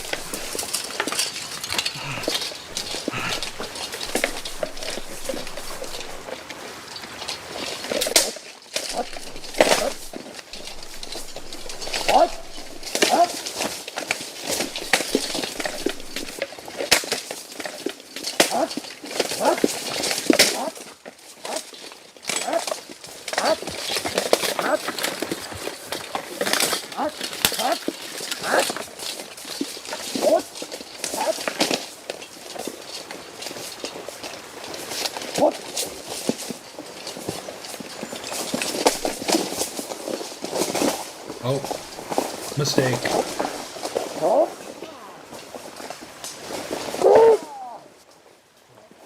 He killed him. He got him. He almost had him there. He literally almost had him if he would have gotten that takedown, but the armor was just not suitable for it. But yeah, he also did a video recently. If you want to go check it out, they do a lot of these cool non-choreographed fights. And he was talking about real injuries that were taken during a lot of these because they're non-choreographed.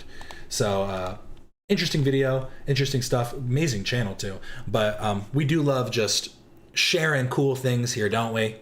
But I really do appreciate everybody for stopping in. This is going to be the end of the stream for today. I will be back tomorrow for another stream around the same time. So thank you all so much for stopping in. Remember to like and subscribe if you haven't already. We had a lot of people come in today. It was actually pretty good on viewership, so I'm super, super happy. But yeah, thanks so much. Have a great day. I'll see you guys tomorrow. This is Captain Quasar signing off.